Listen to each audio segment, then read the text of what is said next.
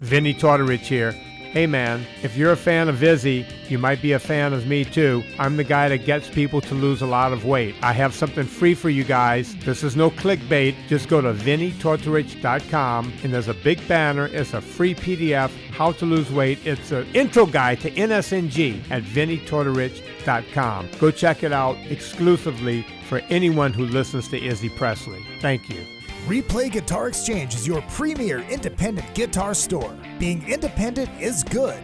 With all of the major brands, including new, vintage, and pre-owned, you can find the guitar, bass, amp, or accessory you are dreaming of. From vintage to the newest models, Replay Guitar Exchange can help you find that perfect piece. They have industry veteran expert staff, all players like you down to the owner. You aren't just getting a great guitar, you're getting the Replay difference. Find them online at replayguitar.com and find your dream guitar today. Hey ladies, Sass Pants Designs will take that band shirt that everyone has and make it your own in a flattering, sassy, and simple way.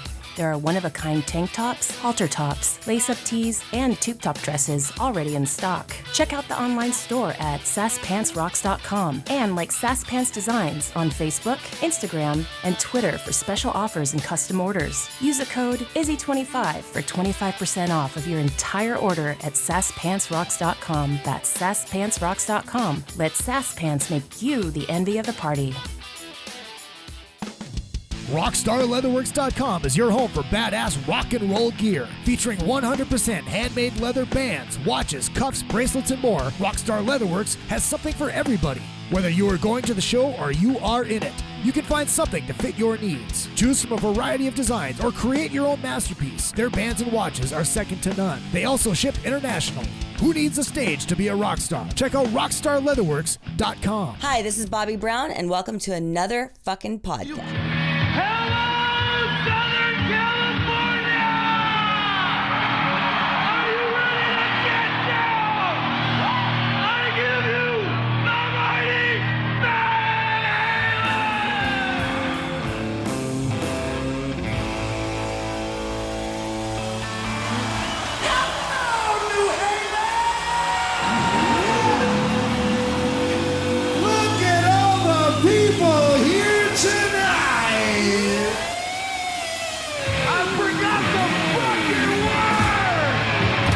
Van Halen was a part of my youth. I mean, we used to do the Van Halen logo on our notebooks in high school, along with the Rolling Stones, like the mouth and, you know, all the Kiss logo. When it switched over to Sammy Hagar, it became a different thing. It was a different thing. It's a whole different pivot. I mean, it wasn't a bad thing. No. But it was a different thing. All of Sam's lyrics contain love. Yes. Okay, why can't this be love?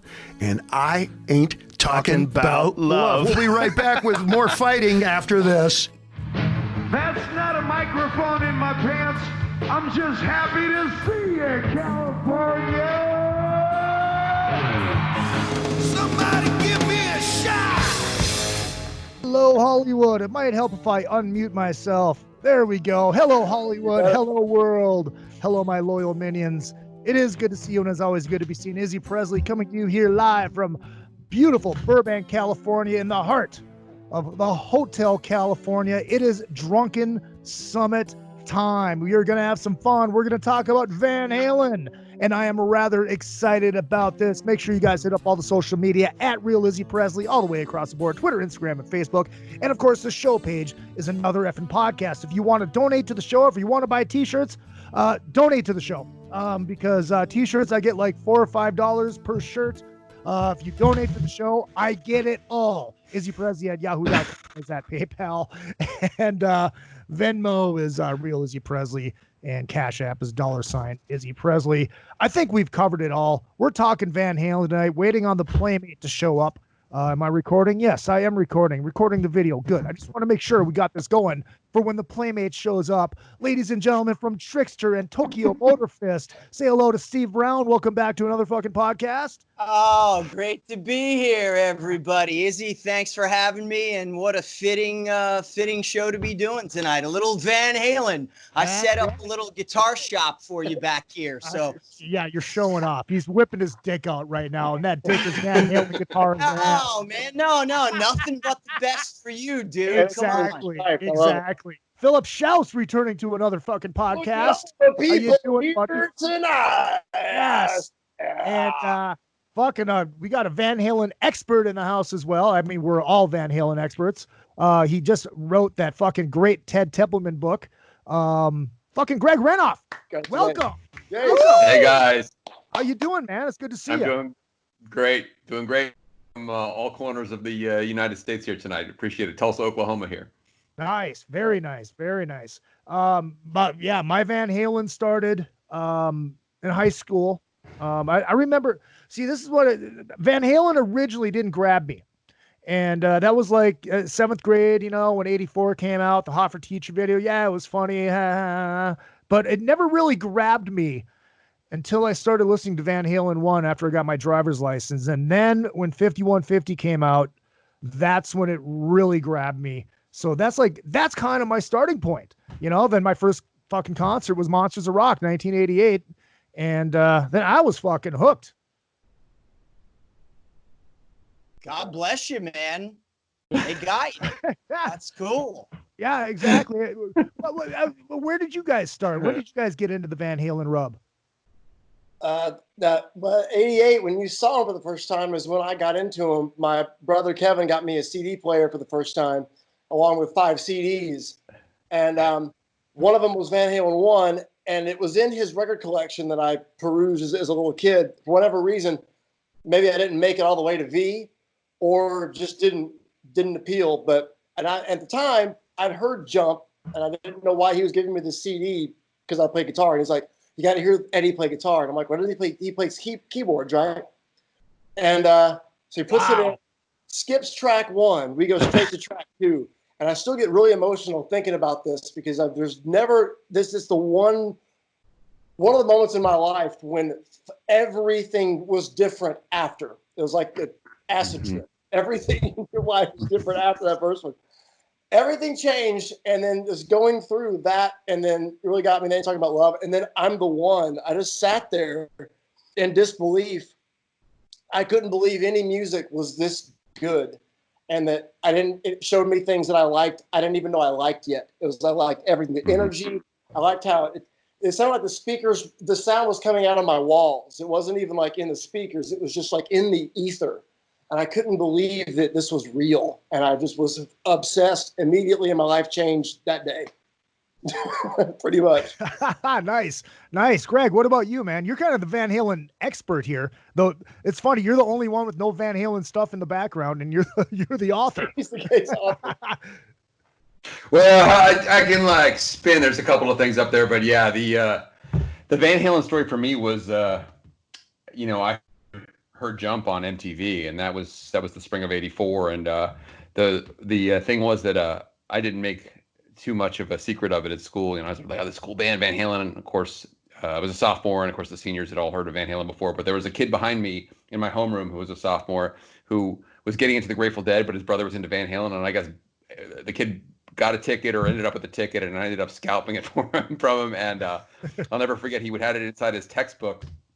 He had his textbook, and he would open it up and show me the ticket like a bookmark, and he'd be like, "Yeah, I'm thinking about selling it." He just played me so well. And one day I remember I kind of just decided, okay, I gotta get this ticket because the tour was sold out. And I got a $50 bill out of the bank. I don't remember how I did it, but I got a $50 bill out of the bank. And I just must have told my mom I was doing something. I don't know if I told her I was buying a concert ticket with it, but I had a little savings account or checking account or whatever. It was probably like $123 in it, and I took out $50, and I showed him the $50 bill, and he was like, "Okay." And of course, it was an obscene amount of money to spend on a concert ticket in 1984. Oh my God, yeah. Of course, it was like obscene. But I went to see the tour, and it was it was amazing, and that started me off. But yeah, there was really no other way. I was 14. I wasn't going to be able to get a ticket any other way. And once I had the ticket, it was sort of like my okay, you can go, but she wasn't gonna like facilitate it. Like, oh, here, let me call some ticket scalpers in New Jersey to get your ticket or something like that. The tour sold out like in like 8 hours of 4 hours. It sold out instantly. It was every ticket was sold. Right. So Well, if you just to put this into perspective for all you young fuckers out there, in 1984 he paid $50 for a ticket scalped. My first Van Halen show was Monsters of Rock, which was my first big boy show. Van Halen, Scorpions, Doc, and Metallica, Kingdom Come, summer of '88. Tickets were $25 for the main floor, which was expensive then. It was. And here's the best part of this story. My mom waited in line to get our tickets at our local record store. God bless her. Fuck yeah. Ah, perfect. And Greg, you'll never get a ticket from Mike Damone again. No, Honestly, it was not that different than that. It was not that different than that. Exactly. It was not that different. He had me so hooked. I mean, I was just like, he knew. I mean, I'm drawing Van Halen logos on my notebook, and then he's like tapping me on the shoulder, and I'm turning around, and he's like, still got that ticket if you're interested. It's like, I don't know, I may go, and he like completely played the guy, but yeah, I was just totally locked in and going, and I knew that was the only way I was gonna be able to get a ticket with him. There was just no other way. Right. Oh, it just got prettier in here. I looked at myself in the mirror. I mean, Hi. Kerry Stevens has arrived. Are we Welcome. talking about our first Van Halen concert? Well, just talking how we got into Van Halen, first Van Halen concert. Sure, go for it. Oh, all right. Well, it was 1984, and some kid on the school bus gave me tickets. I'd only been to one other. Yeah, these things happen to girls, right? So the kid had a crush on me. No, you're gonna die. Like, seriously, sometime in this conversation, I'm gonna dash off and get the photos. I have live concert, never probably been published before. Photos, professional. This kid, I don't really know who his dad was, but he was someone who, I don't know, had connections to the Worcester Centrum. So hold on. I'm excited. Hold on. You guys talk about something. I'm gonna go get you. Steve. Okay. $50. Go Yes. ticket on the school bus. All she has to do is go, you have ticket? Oh man, too funny. Yeah, for me, Van Halen, I mean, I started real young. It was 1978, and there were two bands that changed my life forever. Kiss, of course, and Van Halen. So 1978, my first introduction to real rock and roll was Kiss Rock and Roll Over. I got turned on to that by my now sister-in-law back in 1978. I was over at her house with my brother, and I went into her brother's room and saw Rock and Roll Over, and I looked at the album cover, and I'm trying to speed this up, but I was like, what the fuck is that? Kiss. And he's like, take this home, you're gonna love it. I put on the first, put the vinyl on. I Want You starts. I'm like, oh, this is cool. It's real nice. And then when those drums and the guitar kicked in, I want you. I was like, Marty McFly in fucking the movie. I flew back in my room, and flew against the wall. And it was like 2 weeks later, I said to my mother, I want to go take guitar lessons. So we went to my local music store in Maywood, New Jersey, started taking guitar lessons. Flash forward a couple months later, one of my neighbors up the street comes up to me and he goes, yeah, I hear you're taking guitar lessons, kid. You got to come in and listen to this. I got this great record on 8-track. It's this band called Van Halen. And he had the fucking 8-track of Van Halen 1, and he popped it in. And I don't know what, first thing he played was Running with the Devil. And, I was like, I couldn't believe what it sounded like. And then all of a sudden, Eruption kicked in and the guitar. And I didn't know, like Philip was saying, I didn't know what was going on. I didn't know it was like all encompassing this sound. And I was just like, I was an 8-year-old kid. I don't even know if I was 8 years old yet, but I was so young. Wow, and young. It was just, it completely blew my mind.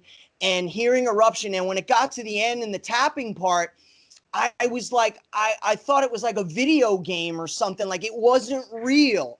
And I saw the picture and Eddie holding, the black and white guitar. And I was just immediately from there, it was those two moments completely, as you can see, changed my life forever. How many years, 42 years later, here we are. And Just incredible. So Van Halen was it. And then, 79, the summer of 79, I saw Kiss for the first time on the Dynasty tour. And then 3 years later, I was lucky enough to get to see Van Halen on the Diver Down tour. I was 11 years old. My older brother, Chris, took me. And, it was seeing Van Halen for the first time on the Diver Down tour. I think they were at their best on that tour. It was when everything was still working good.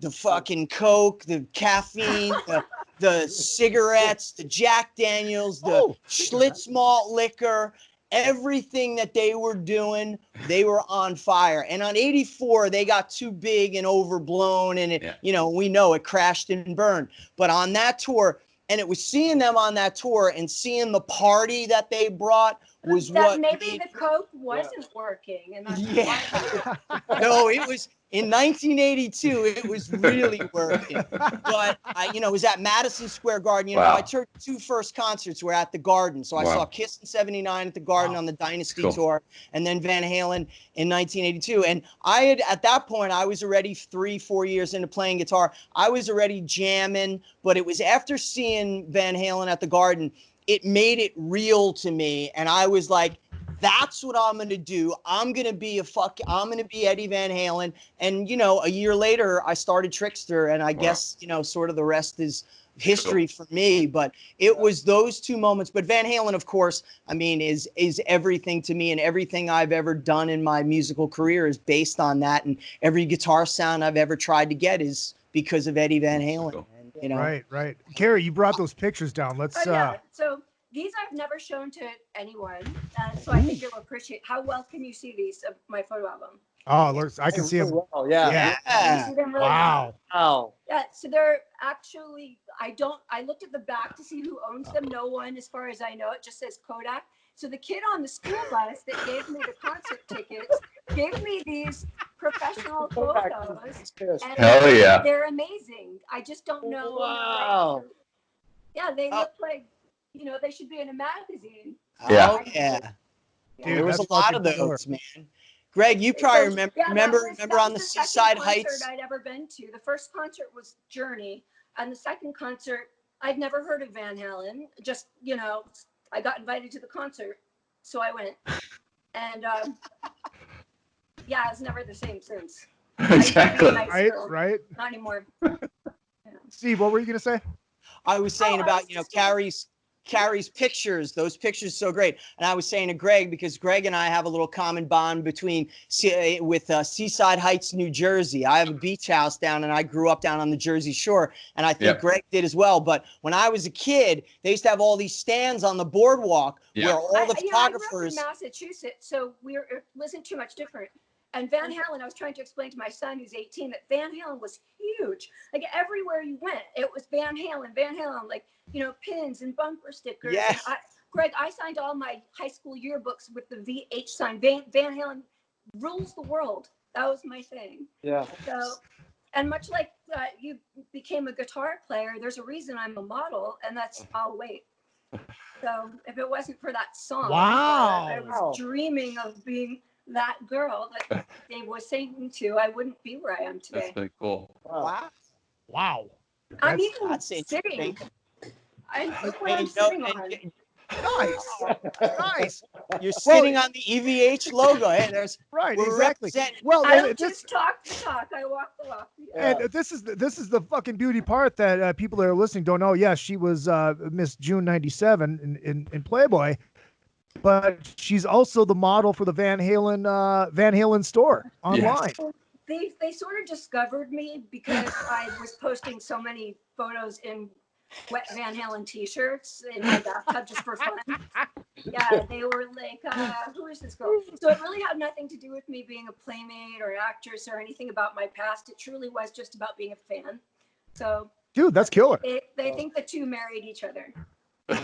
That's awesome. Well, Steve, you were talking about Eruption, and Greg, I did, because this is a story in the book, and it's been out in the press a little bit. Yeah. So I would say I don't want to have you give away too much shit in the book. But tell the story about that Ted told you about Eruption. Yeah. So in talking about the making of the Van Halen 1 record, I talked to him quite a bit about for Van Halen Rising, and then when we did the biography together, I kind of made him go over the stories again, and he talked about how he was off in this side room at Sunset Sound getting coffee, and they were going to cut one of the other songs. Maybe it was Jamie's Crying, or one of the last songs they were going to cut for the Van Halen album. And he heard this guitar solo Ed was playing. That wasn't like a standard guitar solo. It was sort of this unusual longer thing. And he kind of put down the coffee and he came out into the studio, into the big room, and he's like, "What are you doing?" And he's like, "Oh, this is just Ed Van Halen. Like, this is just a thing I warm up on. We play this live. I'm just warming up before we start to track today." And he's like, "Well, we're going to record it." And Ed was like, "What? What do you mean we're going to record it?" He's like, "We're going to record this right now. Go get Alex, basically, get the guys in here, and let's, whatever you do, we're going to do it. Whatever you guys do live, we're doing it right now." And then Ted walked into the control room, and Don Landy, who was Ted gives enormous credit for the sound of those records, his engineer, and said, like, "Don, roll tape." And Don said, "I already am." Like, Don could see that Ed was talking to Ted, and Ted was very animated about this thing, and Don had already pushed the record button, and then they recorded it twice, and that's it. They just recorded it 2 times. And that's what ended up on the record. But yeah, the basic story is, in effect, that if Ted hadn't kind of been like, "We're putting this on the record," it never, because Eddie was like, "Well, why would you want to do that? Why would we want to put a guitar solo on the record?" And he's like, "Fuck yeah, we're gonna put this on the record. This is amazing. I can't believe you never showed me this thing before that you do." So yeah. So wait a minute. So Ed wasn't even doing that live in a solo. That was just his warm up thing, or no? It was. Okay. He was saying he was warming up for the tracking that day by playing his live. Okay. Like that was when they played the Whiskey. It would be like Mr. Edward Van Halen. He would do this tapping eruption style thing, and that's what he was. Ted's like, "What are you doing?" He's like, "I'm just warming up for playing today." And he's like, "Well, what are you warming up with?" He goes, "Oh, this is my live solo." Congratulations, by the way. Thank you. I've been seeing so many great posts about it, and I can't wait to get my copy. I ordered it. Thank you. Yeah, it's been a fun last few weeks, despite the coronavirus and the pandemic. It's been fun for the. I was like, other than that, it's been great. Good time, right? Hey, you guys want to see something else? Want to see what a dork I am? Yes. Okay. I have my junior high school girls chorus folder, and do you know what I did with it? I saved all of David Lee Roth's interviews and Van Halen from all the Metal Sludge and Circus, and I still have all the Van Halen David Lee Roth interviews. So wow, I'm a certified Van Halen geek. Izzy, you said you didn't know I was a geek. I did not know. I still have all of this classic stuff. I have everything. Look at all the pictures here tonight. Yeah, I've got tons of it. Oh my God. So I'm obsessed. Jeez. Yes, So I told you I'm a Van Halen geek. So- I wasn't lying. We're gonna save this. Everything. We'll save the full conversation for the second half of the show. But something tells me you're not a Sammy Hagar fan. Well, I'm not. It's not like I hate the guy, but when I probably like yourselves, Van Halen did something magical to me the first time I saw them. The first time, and it's kind of like losing your virginity or something. You don't forget your first. Yeah, it's I don't think that I don't want to be mean, but no, I don't like him. In so many words. Oh my God. She is a quote machine. First, it doesn't say anything about it. It says Kodak. Doesn't say anything else. Okay, I saw him once with Van Halen, whatever, not a great experience. Then I saw him solo in Vegas once. It was okay. To me, Van Halen is classic Van Halen. It's not Sammy Hagar. And I'm not a fan of the later songs, the sappy ballad type of thing. I don't. Why can't love walk in, blah, blah. Why can't this be love? It's just not my thing. Hey, Greg. Well, You need a lifetime contract with the Van Halen news desk. I mean, like spokeswoman. It's incredible. You're like, everything I want to hear is like, it's coming out of your mouth right now. Hey, Greg. Did you ever talk? Well, Did Ted ever the have Van Halen news desk covers all of Van Halen, though. They cover the Sammy. They sell Sammy Hagar gear. I didn't like it when they had me model one of the hats with Sammy on it. I'm like, do I have to do this? Oh my God! Greg, did Ted ever talk about? I don't think he's horrible. I don't. He's not Van Halen to me, and that's not the Van Halen era that I'm a fan of. And plus, I'm not a fan of all the drama. Once the guys start doing that, I check out. I like to focus on the music, not their cat fights, because I've got enough of that with my girlfriends if I want it. Phil, what were you gonna say? I was going to ask Greg, did Ted have any thoughts about when Dave got back in the band? Because I read in your book, you talk about how he thought it was going to be one record apart, and then they're going to get back in. Did he have any feelings about the 07 reunion?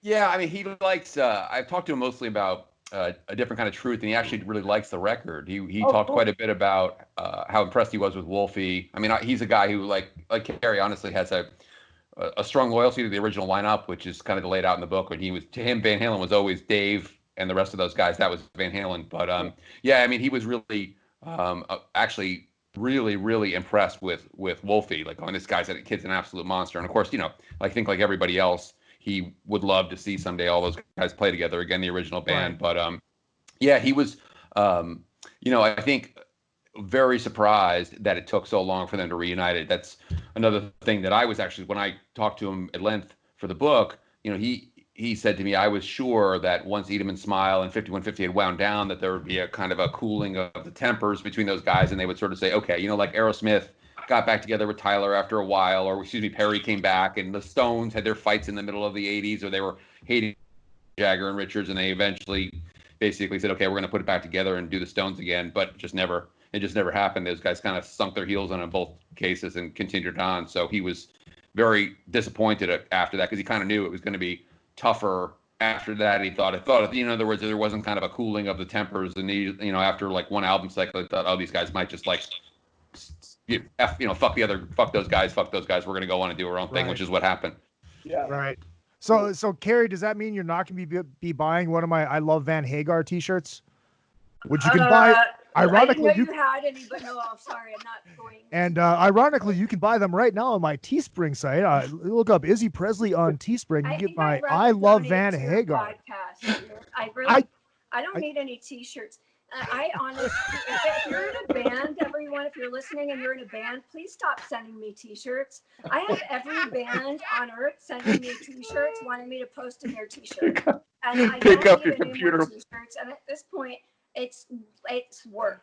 So if It's like the whole room in your house is like the bed's covered, everything's covered. I need bras. Like, make a band bra or something. Yeah, you didn't have to go put one on for this, by the way. Yeah, I know that's why you were late. You're hosting, so you would put me at an angle somehow to show everything off if I didn't. I would never do anything of the sort. You would. I'm on to you. So, Steve, that means she doesn't want your 1989 Trixer T-shirt that you were going to send her. Oh no. I only got a couple of those left. I got those in the back in what is it, 1989, 90, 91, 92, those years when he was going to reunite with Van Halen. And I don't think he knew I was quite the Van Halen fan that I am, because he would probably be afraid of me had he known. So I didn't let on. I just tried to act normal, like I wasn't a stalker. But he would allude to me and tell me, we only hung out in clubs, nothing private. Like, we didn't date. We just hung out in nightclubs. But he talked to me all night in nightclubs, and he did tell me that about the trying to get back together with Van Halen sort of thing. But he was very elusive about it. I guess because it wasn't solid, because that's when it came out on MTV, and then went away right after that, and then Gary Sharon was in and then out. Right. And now nobody knows. No.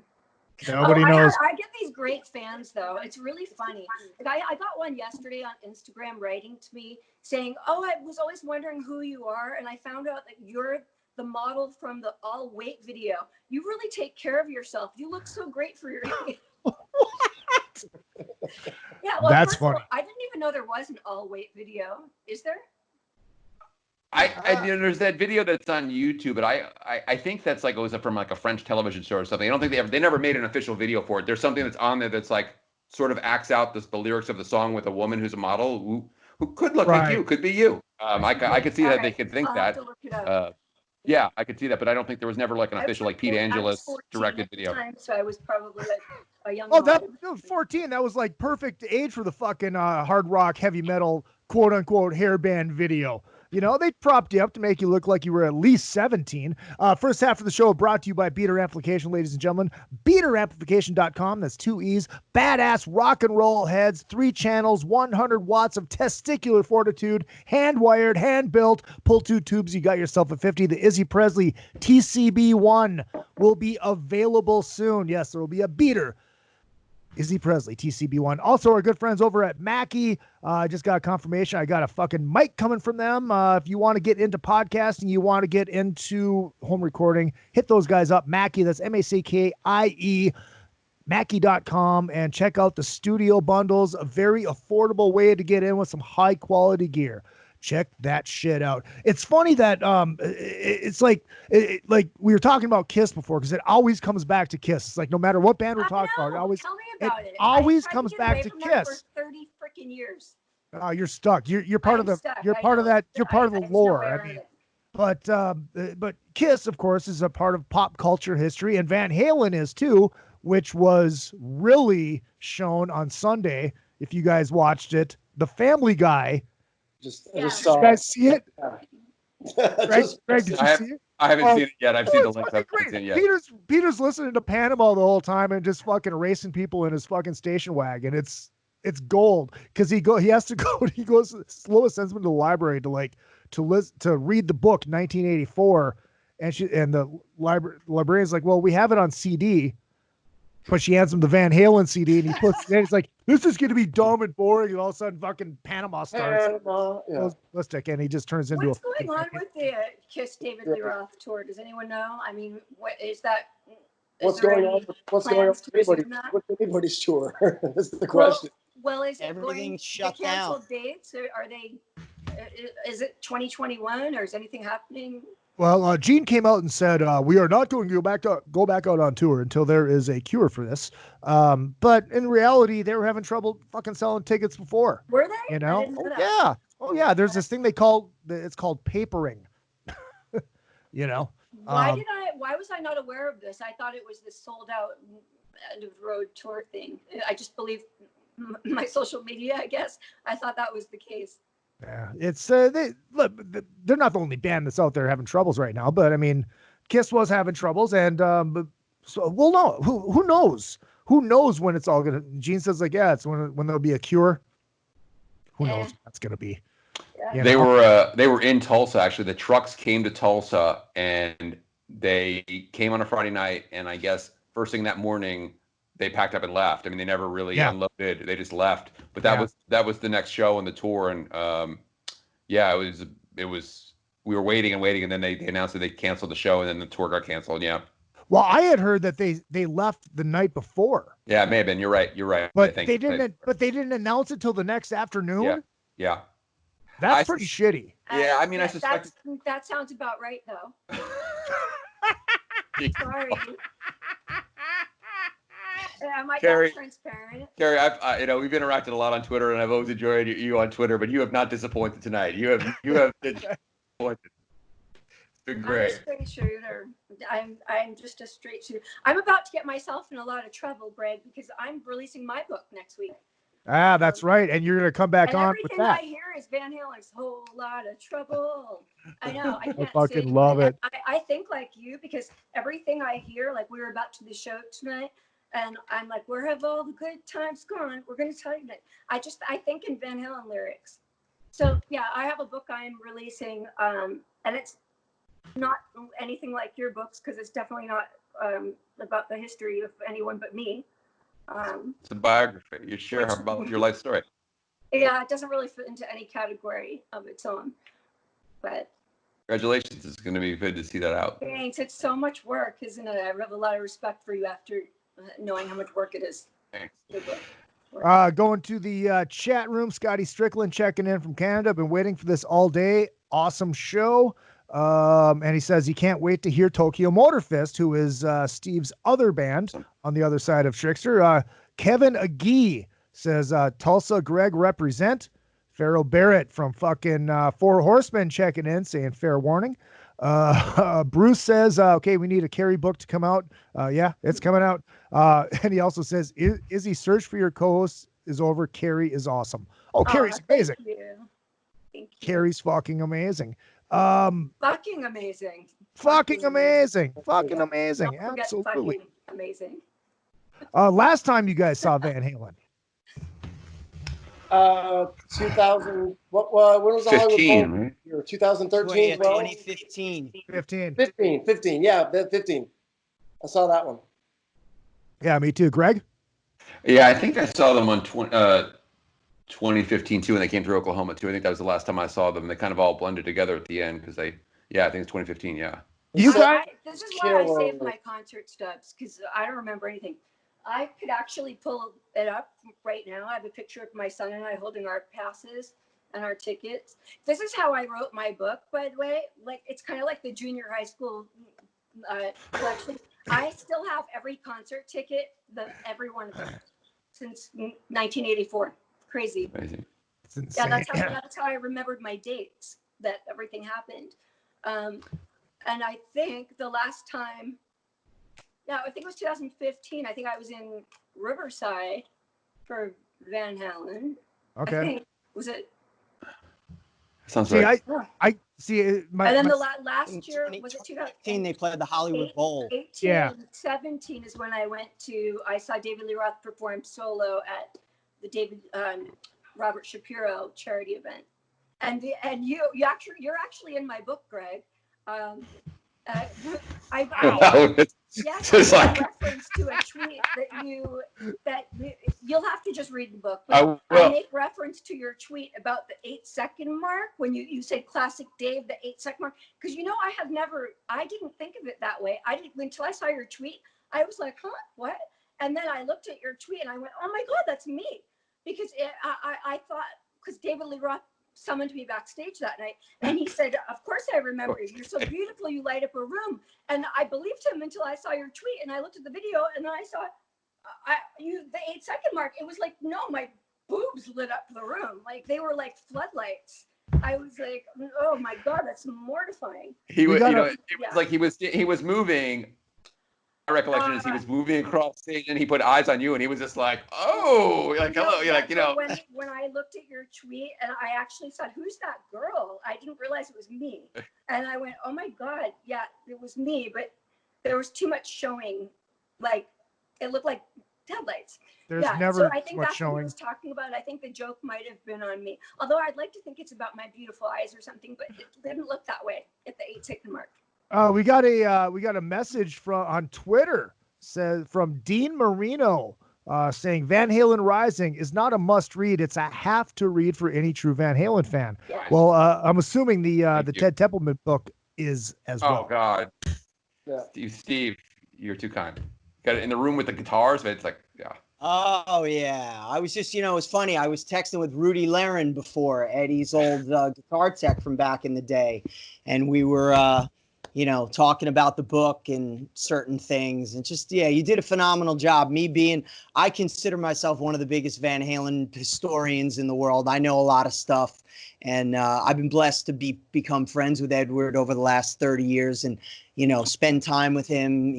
I've been up to 5150, but reading about the old days was really cool. And, your book was funny because last year or 2 years ago, I did a festival and I was hanging with George Lynch. So I cornered George and I said, dude, you got to tell me stories about, the boys and back in the day and Terry Kilgore, because, there's this rumor, there's this whole thing going around in Southern California about the guitar players. And there's a lot of guys who say, oh man, if you were back then, Ed Van Halen wasn't the best guitar player. And George Lynch said that to me verbatim. He said, dude, there were guys that were better than Eddie. I think he said Terry Kilgore. Now, I love I've seen Terry Kilgore play. He's phenomenal. And supposedly, the rumor has it was Terry Kilgore was the guy who taught Ed to do the drop tuning thing. The drop D and the drop C. And if you watch some of the videos of Terry Kilgore, but either way, your book was so well done. And I dug it out again and just getting into those stories about, because I had bootlegs. I mean, I started like in probably 1982, 83, getting Van Halen bootlegs. And I remember getting the Pasadena High School, and they played at Pasadena High School. There was a bootleg cassette tape of it. And I got that when I was a little kid, and listening to it and, reading your book brought me to, you know, and I'm a shameless plug. And, you know, here's my Sharpie for you, Greg. When I see you next, you can sign it. I'll definitely sign it. It's so, but it's so well done, and just it's not a typical vanilla ice cream rock and roll book for all you fans out there. And I really cannot wait for the Ted Templeman book. Now, getting to the Ted Templeman book, and Carrie's story about I'll Wait. Do you guys all know the story about I'll Wait? And I wonder if Ted Templeman tells the story. Well, do you know that Van Halen did not write that song? I did not know that. I'm sure they wrote it about me. Well, someone probably wrote it about you, but it wasn't Van Halen. And Greg, Ted never told you the story regarding like 1984. Yeah, it's in the book. Yeah, it's in there. I mean, it's from what Ted knows. You know, it's an interesting story with Michael McDonald and all that stuff. I mean, he wasn't privy to all the stuff that went on. But did know that. So for all you Van Halen fans out there that don't know it, exactly. The song was written by Michael McDonald from the Doobie Brothers, who Ted I don't want to date Michael McDonald. Well, You're so, like, what a ruining my fool fantasy. believes. But listen to it. Can we It's just pretend totally. that David Lee Roth wrote it? Yeah. Well, I mean, the story that Ted tells is that actually he was the guy who got. So Edward had written the music, but Dave couldn't figure out a vocal melody for it that worked for the whole song, and so Ted got Michael McDonald and Dave in his office at Warner Brothers and basically said, you know, basically to write it, and Mike McDonald told me it was about Brooke Shields, so all finish it out.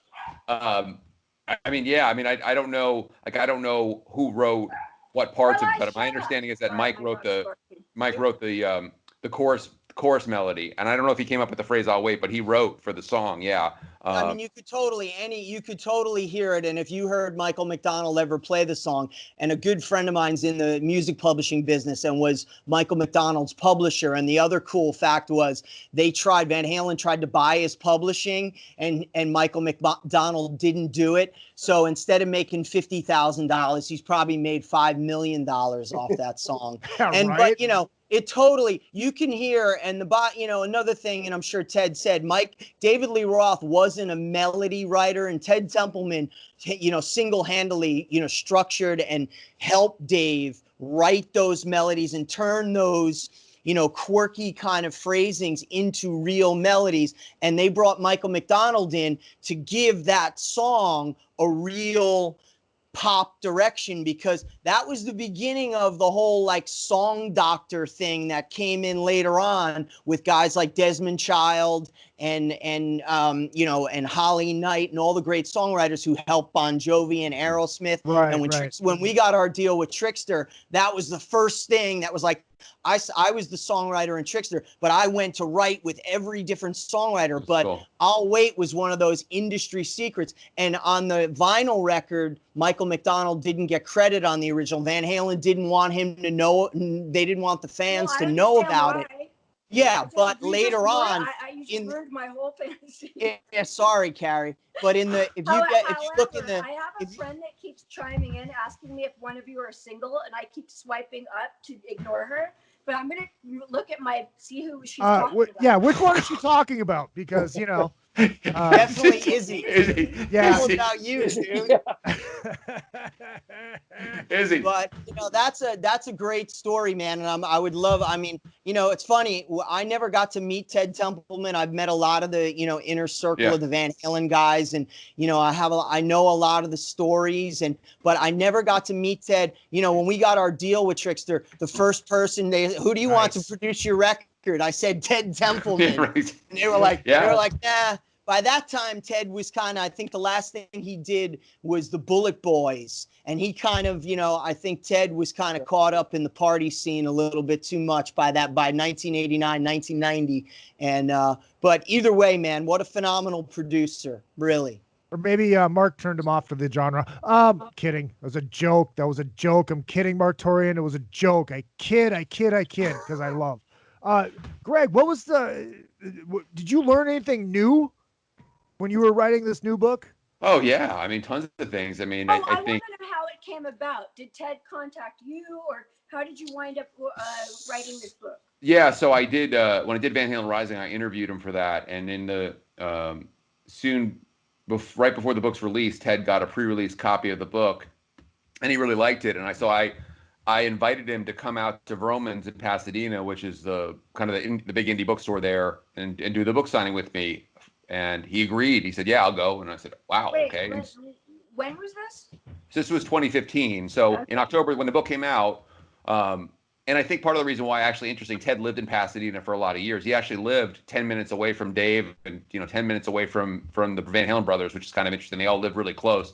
And so it was familiar territory to him. He had been to Vroman's millions of times. And so he came out, signed some autographs, signed books for people. And after that, we just talked a bunch by email. And I told him thank you and, what an honor it was that he would come. And I came up with the idea. I said, "Hey, have you ever thought about anyone doing your life story?" And he was actually pretty reticent. He didn't want to do it. I'm not saying and I completely dragged him over the finish line, but he was kind of like, well, and I said, look, it'll be about the music and about the artist. It's not going to be some sort of like melodramatic private life of the record producer. And really, it is really like, whatever went on with the music is really what it's based about. It. So it's, his family appears in it, but it's not like, I went home and I fought with my wife or did whatever. It's not like that. It's not like that type of like, I locked myself in a room, did all this trust stuff. Me, and I know from just writing my own life story, there's a very fine line between your personal life, your professional, the balance, how much you want to share with the world. And I probably want to share more than Ted did. But you have to work with someone that you trust. I'm not sure there's anyone I would have trusted with that. So it's commendable that you gained his trust. Yeah, I think he really realized that I wanted to do justice to those great records. I mean, that was for me. That was when knowing he had been a pop star, which is kind of interesting. So in the '60s, he was in a band called Harper's Bazaar, which is like a light, like a sunshine pop band, and he was on TV. Was on with he did shows with Bob Hope. He was on TV with Muhammad Ali and like these variety shows. Wow. Yeah, so he's 77. Ted's 77. So he's a little older than Eddie and Alex. Yeah.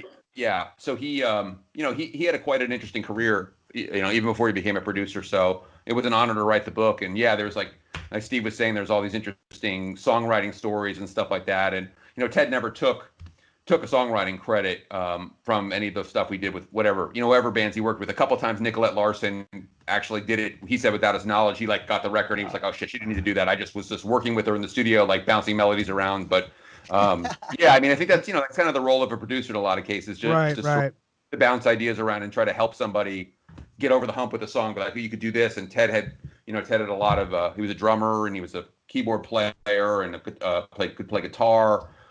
Trumpet player. Were you a musician at all, or did you do you have any musical talent? Or I mean, I can hack around on a guitar and play a little bit of stuff, but nothing like these guys can play. I mean, it's like I always say I always got stuck on the intermediate level, but I was a guy in my in my bedroom in New Jersey trying to learn Van Halen songs. I just unlike Steve who progressed and Phil who progressed, I just sort of stayed stuck in that it almost sounds right. It never did.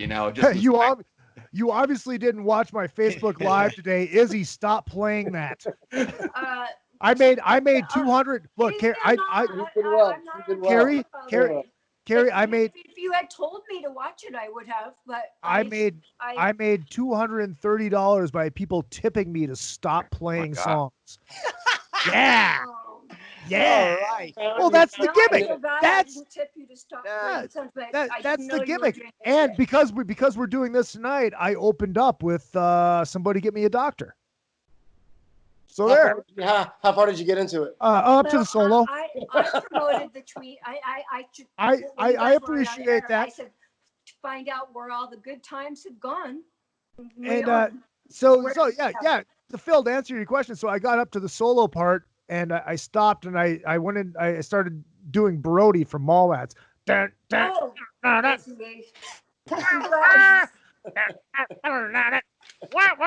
hope he gives you that role so we can stop hearing about it. Oh, I know, but that's kind of fun of it. It's probably on pause. You do know that. Yeah. Well, he just got done writing the script. Okay, here's what we're gonna do. Greg, keep this. Well, he'll write you in then. Oh, I hope so. You need to, what you should do? You should write it and send it to him, and then he will use it. Don't let them come up with it. You have to give it to them. I'm not going to get picky if Kevin Smith wants to fucking. No, you have to give him the scene, and they have to want to use it in the film. Right, but So I don't that know. would I don't know the premise. I mean, obviously. help you Oh think of shit, it. we lost Greg. We lost Greg. He'll come Well, back. maybe he's going to send you a PayPal tip any second and say sorry. That's izzypresley at yahoo.com. Anyways, let's do this. Let's take a quick little break. We'll come right back, and we're going to get into the Van Hagar era a little bit. But I mean, then I'll be quiet. I won't have anything to say. Because I know, Phil, that's a big part of your history too. So, all right, we'll be right back. It is another fucking podcast. We got Steve Brown, we got Phil Shouse, and we got Kerry Stevens. And yes, and we got a lot of great people listening. It is another, oh, there we go. I muted myself before I started the commercials. Another fucking podcast. Rockwood Saloon Authentic Apparel takes rock and roll fashion to a new level with their tees and tanks for men and women. They also make custom shirts, jackets, vests, pants, hoodies, beanies, and more. The Rockwood Graphics Department can design anything from your logo, t-shirt design, promo posters, band swag, and printed at great prices. From tour shirts and custom stage gear to killer threads for the street to the stage, Rockwood Saloon has it all. Rockwood Saloon, authentic rock and roll apparel for stage and street. World tour tested for quality, comfort, style, and durability. Check them out at www.rockwoodsaloon.com. That's rockwoodsaloon.com. If you need to promote your band or business, or just want to stylize, personalize, or customize your ride, check out vid-decals.com. Want to create and customize your own stickers representing your band, or make your own bumper sticker? Vid Decals can do it. All stickers are printed on quality vinyl and can be placed on any flat surface. Stickers are an affordable way to promote your band or business. Go to vid-decals.com to get started. That's vid-decals.com. vid-decals.com. Retro Arcade brings Minnesota and surrounding areas arcade games from the days gone by. All of those great games from pizza joints and arcades are available in cocktail units and custom machines. Dozens of favorites from your youth in one machine to complete your game room or man cave. Retro Arcade also sells and services your favorite pinball machines. Find them at facebook.com/80arcade. That's facebook.com/80arcade. Retro Arcade. Your youth is just one click away. Hey, what's going on? This is Tom Arnold. I like fat women and cocaine. And you're listening to Izzy Presley here on another fucking podcast. And I know Izzy from Cocaine Anonymous meetings. I've actually seen him at the meetings with Ace Von Johnson from, I probably shouldn't say this out loud, but Ace has got a bad coke problem. And his sponsor is Josh Todd from, and again, I shouldn't say this out loud, but Josh is his sponsor for Buck Cherry. He's addicted to upskirt porn. And they're both being sponsored by the Eagles. The whole band, the Eagles. Anyways, another fucking podcast right here with Izzy Presley, and call your sponsor. Fucking A. All right. I should have had Craig Gass do a fucking Van Halen expression for this, you know? It is another fucking podcast. You know, I discovered them. You what? Oh yes, the Gene Simmons. Well, yeah, talking about how he discovered him. Yes, yeah. You know, anytime he mentioned Van Halen around Gene, you know, I discovered them. If we talk about dude. You know, I discovered them. Well, I got to ask you, is it true you guys got to hear the vault stuff right early, right? Before he put. Yeah. We kind of heard a couple things off a laptop, like before it came out. Yeah. So the three Van Halen demos we heard. So yeah. That must have been kind of a mind blower, right? To actually hear those things, because they were like big holy grail for me. I mean, you didn't even know if they were real at that point. It was like I've heard about these things forever, for decades, and do they exist? And yeah, they exist. And if you haven't, if you heard them, Greg, if you heard them, yeah, it's cool. It's like, because it definitely does. It's demo quality. Tone. Yeah. It's very demo. It's not Eddie's guitar tone, but there's a couple moments where it's like, oh, there's Eddie. There he is. You know, totally comes through, and the Christine 16 solo is verbatim. Yeah, right. What it is in the demo. Eddie wrote that, the harmony and everything, and yeah. So Steve, you'll appreciate this. So when I was working on the Van Halen Rising book, I was able to basically do some transcribing for Steve Rosen, who was the journalist who wrote for Guitar World for years. He was in like kind of a bind with some transcribing, and he said, okay, listen, if you transcribe this certain thing for me, what I'll do is I'll let you see the Rudy interview. I used parts of it, but I never used the whole thing. And he gave me access to the whole Rudy Liren interview from 1985, and that's where there's that great quote from Rudy where he says to Steve Rosen, he goes, "I swear it's the same solo. I heard it. It's the exact same solo. It's on Love Gun." And actually, I can understand why he would have thought that, because it's not the same solo, but it is the same solo. Like, it's basically Ace heard it and was like, "Yeah, that's pretty good. I think that's what I'm going to do." It's like, it was, so that's really cool that you got to hear it early and hear that before. Well, I had heard that it was just basically boom. Gene's like, "This is what you're playing. Learn it." Yeah, that's what I heard too. Yeah. So we were going to get into this before we get into the Hagar era, which I really do want to talk to, because I mean that was a very big part of my Van Halen life. Greg, we were talking about stuff that you learned that you didn't know. What was the biggest thing that you think you learned from Ted about Van Halen about in this book? Well, I think around Van Halen, the idea that he was completely committed to the Dave era lineup and didn't want them to break up. I think there was this sort of from Ted's perspective, there was sort of this mythology that kind of grew up around the fact that, that Ted just wanted to take Dave away from Van Halen. Like, oh, I've got the star. Who cares about the rest of the band? Where he actually refused to go along with the Sammy lineup. Basically, his take on it was that I passed on, again, those guys might differ on how that all worked out, but that he passed on doing 5150 because he just couldn't live with anyone singing in Van Halen other than Dave. And that even true that he loved Sammy and worked with Sammy. He did VOA, he did the Montrose records. Right.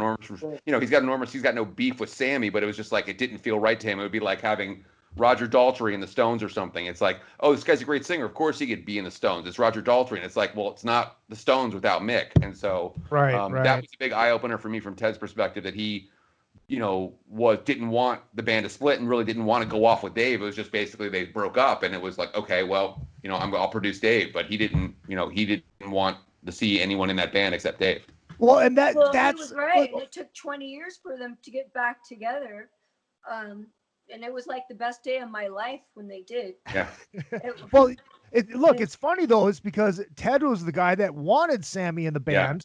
Yeah. At the beginning. Was this before? When are you talking about? Because it sounds conflicting to me. Ted, Ted, Greg, you're the I'll tell it real quick because people know the story. Yeah. So in 1977, after Ted signed Van Halen, he loved the band live. He loved Ed, but when he got them into Sunset Sound, he listened to the demo that they did. He was concerned about Dave's vocals, and he was like, I don't know if this guy can do it. Like, I don't know if he's got.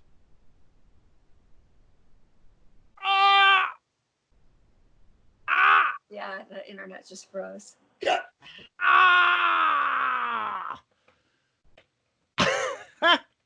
But could Sam fly?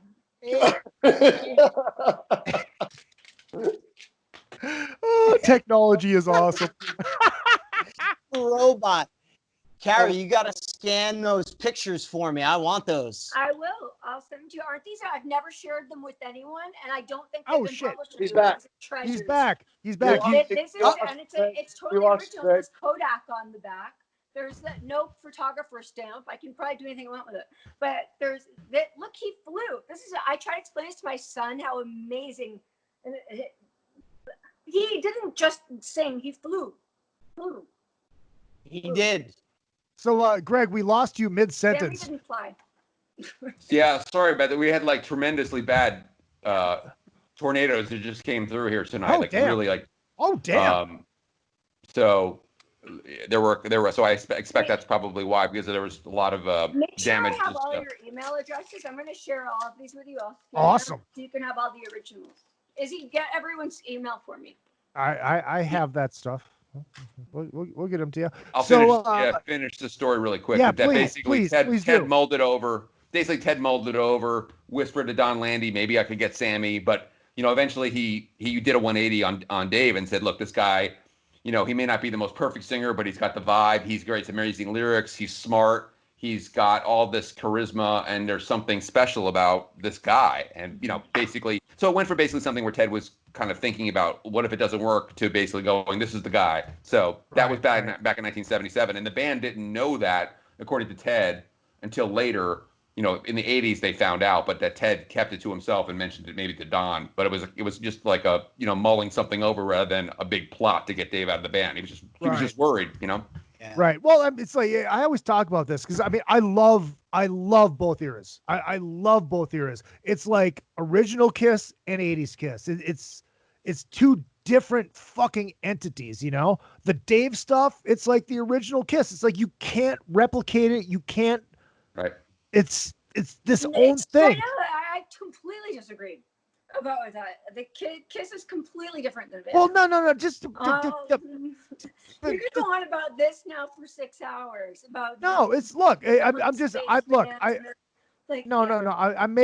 I'm just making the comparison that 70s Kiss and 80s Kiss are two different things. Van Halen would. Music's kind of like I think the same level. Some's good, some's bad. It's I prefer Gene's completely voice to Paul's. different. I like the harder rock. It's completely different. I'll just shut up now. It's this completely is a whole different show. It's good. I'm gonna blow something, and it's not the fun part. Kidding. Hey, all right, okay, cool, all right. I think that's fun, by the way. Nah, I know. No, I blow a gasket, whatever.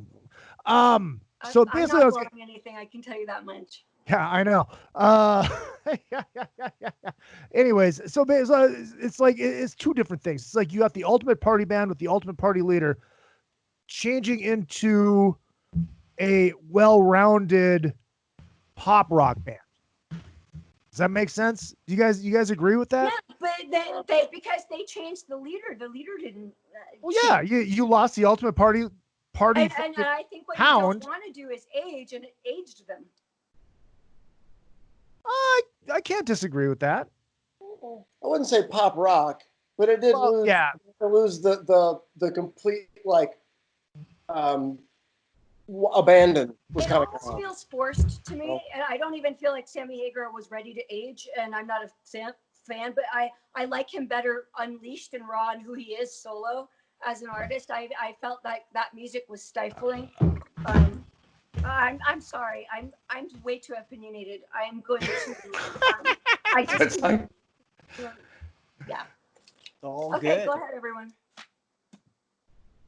I don't know. I just think that it's look. I love both eras, and like I said, it's like the Van Halen that I first saw live was Sammy.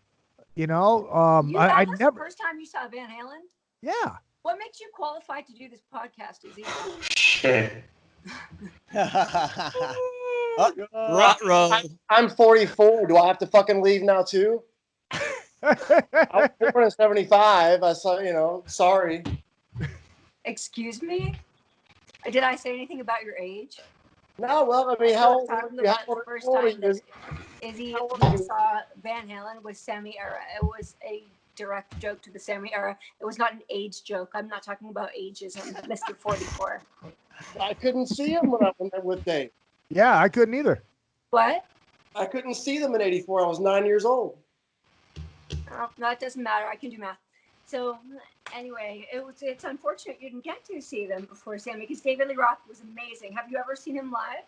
I saw Dave. It wasn't quite.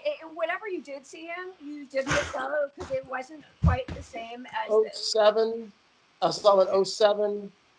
2 times in 12 and then 15. I saw him 4 times with Dave when he got back in the band. I think we talked about how old we were the first time we were fans of bands. So I was only 10 years old when I dressed up as Peter Criss and was a Kiss fan. Does that make me an expert? Probably not. Yeah. Whatever. Somebody give me a shot. Oh, look, a shot. Exactly. Do it, Izzy. Little Jackie Daniels. Fantastic. Yeah, I mean, baby. 51 when Van Halen got Sammy in the band, I still think they were a tremendous rock and roll band, but their songwriting got more crafted. And of course, the keyboards for 5151 OU812, the keyboards took over. But dude, you listen to Good Enough, you listen to Get Up, you listen to You know, I think I Love Mine All Mine is one of my favorite songs. That band that's a still great kicked ass. tune. It was just, They're on it was fire. a different, it was a different thing, just like you said. Like to Exactly. me, it like the 70s Kiss and then the 80s Kiss. Then I mean, there's a the big difference. synthesizers came in 1984, and that was a completely different sound. Oh, of course it was. See, some people didn't like it. Most people did. I did. I guess they kept going with it.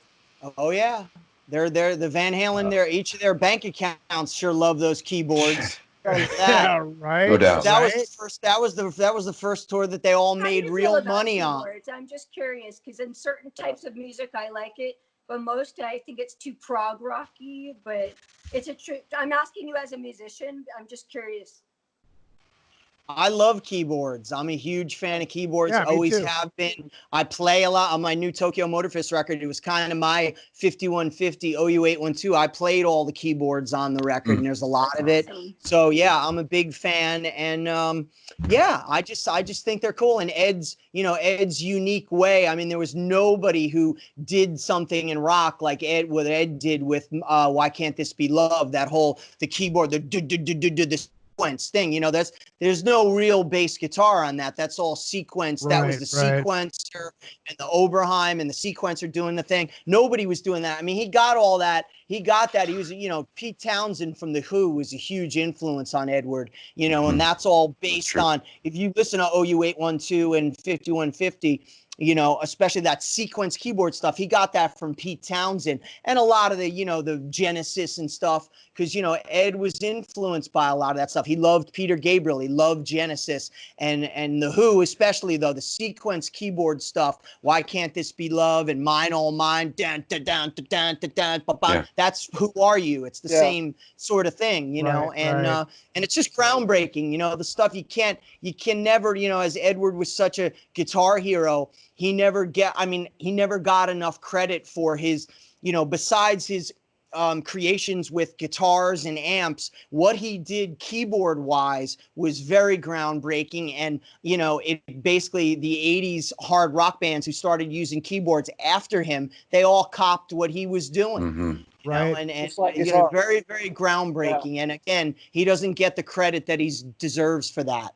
And that's what I love about like that Live Without a Net, which if you guys don't know, I know you guys do, but like some of the listeners might not have ever seen Live Without a Net. I first saw it on MTV. It was aired as one of those MTV fucking concerts, and the VMAs that year they aired the live from Hartford. New Haven. Thank you. New Halen. That's when I first saw that clip live of fucking Best of Both Worlds, because that was live on the VMAs and it was simulcast, yada yada yada. But the thing that I loved about that show, which is like the last time I saw them with Sammy, they were doing because they were using a backing. They had somebody either playing the track on piano back behind the stage, or it was a track on Why Can't This Be Love. Is Sammy was playing guitar, and then. When I saw him the last time with Sammy, it was Ed playing guitar with either a backing track or somebody behind the stage playing keyboards. But it was like, dude, they were that was fucking all live. It was so fucking great. And letting Sammy shine as a guitar player as well.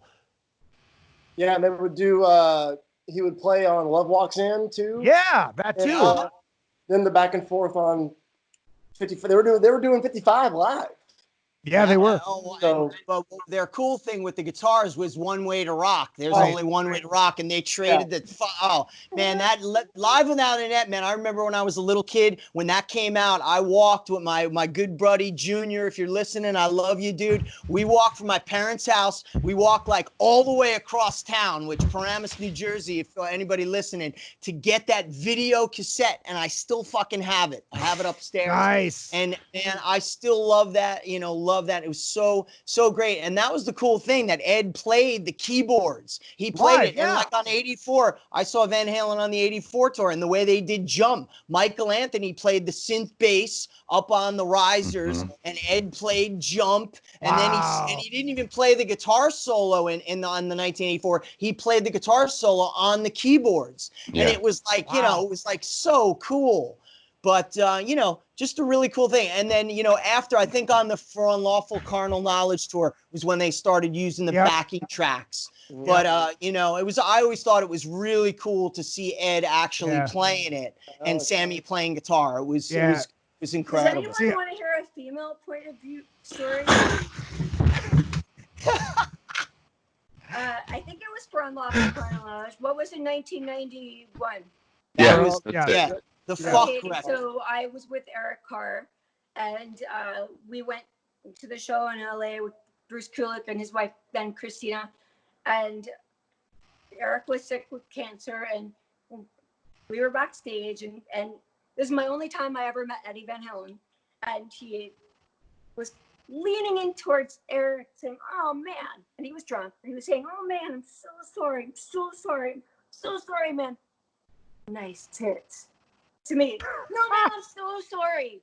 So Eric, it was so fast that Eric didn't even hear him say "nice tits," and I did, so I'm laughing. And then when Christina and Bruce and I got in the limo to go back, I told everybody what he said, and instead of getting mad, Bruce said to his wife, "Why didn't you wear something low cut today?" Perfect. That's fucking gold. Because if it was anyone else, they'd be pissed, but it was Eddie Van Halen, so it was like, that's awesome. He said, "You have nice tits." It's like, oh my god, that's great. Yeah. So yeah, that's he. Oh, and then I have an Alex story too, which was just a few years ago. He came into my spinning class once, and I literally stared with my head like this and spun my bike and stared at him the whole time. And he was with his wife, and they probably never came back again because of me. But that was it. That's the only time I met the Van Halen brothers. From the chat room, Ken Check. Actually, that's the Kevin Agee says, "Kerry, let's talk about Rod Stewart." That's a Paul Stanley joke. Let's part Rod Stewart. No. Okay. It's a Paul Stanley joke. Please don't. Okay. Ken says, "Hey, Izzy, Kerry, Greg, Stephen, Phil, great to hear you all tonight. Hey, thanks for checking in." He also goes on to say, saw Van Halen with Sammy in 86 and 88, and then 98 with Sharon. Wow. That was a good set list that went with Gary. They did a lot of good songs. Mean Streets came back. I'm the One. They did a lot of good, Somebody Get Me a Doctor. Yeah, a lot of good. And Michael sang that one. I think. Well, I think. Yes. Maybe. Yeah. Sure. Well, Gary's the only one that can sing both eras. Yeah. Yeah, you're right. You know? Yeah. So where was I going to go with this? I don't remember. Oh yeah. So the last time I saw them with Sammy was on the Balance tour in Minneapolis. And ironically, this is the only place this has ever happened because, in the very beginning of the record, they got those monks. The monks happened to be in Minneapolis, so they brought them over to the show. And they had them open the thing because they opened the show with what was the opening track on the record? Seventh Seal, yes. But I asked Sammy about that the one time that I met him, and he goes, "Dude, it was hilarious because they had no fucking idea what was going on. They just went out there and started doing their chant, and they didn't stop. They didn't know they were supposed to just get off the stage. When we started playing, they just kind of stood there." But yeah, I got to see that. It was fucking awesome. That's wild.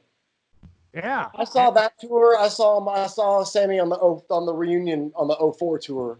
Was he Samurai Eddie or was he regular Eddie? No, it was Samurai Eddie, and it wasn't a good night. Speaking of Samurai Eddie, of course, this story's been making the rounds.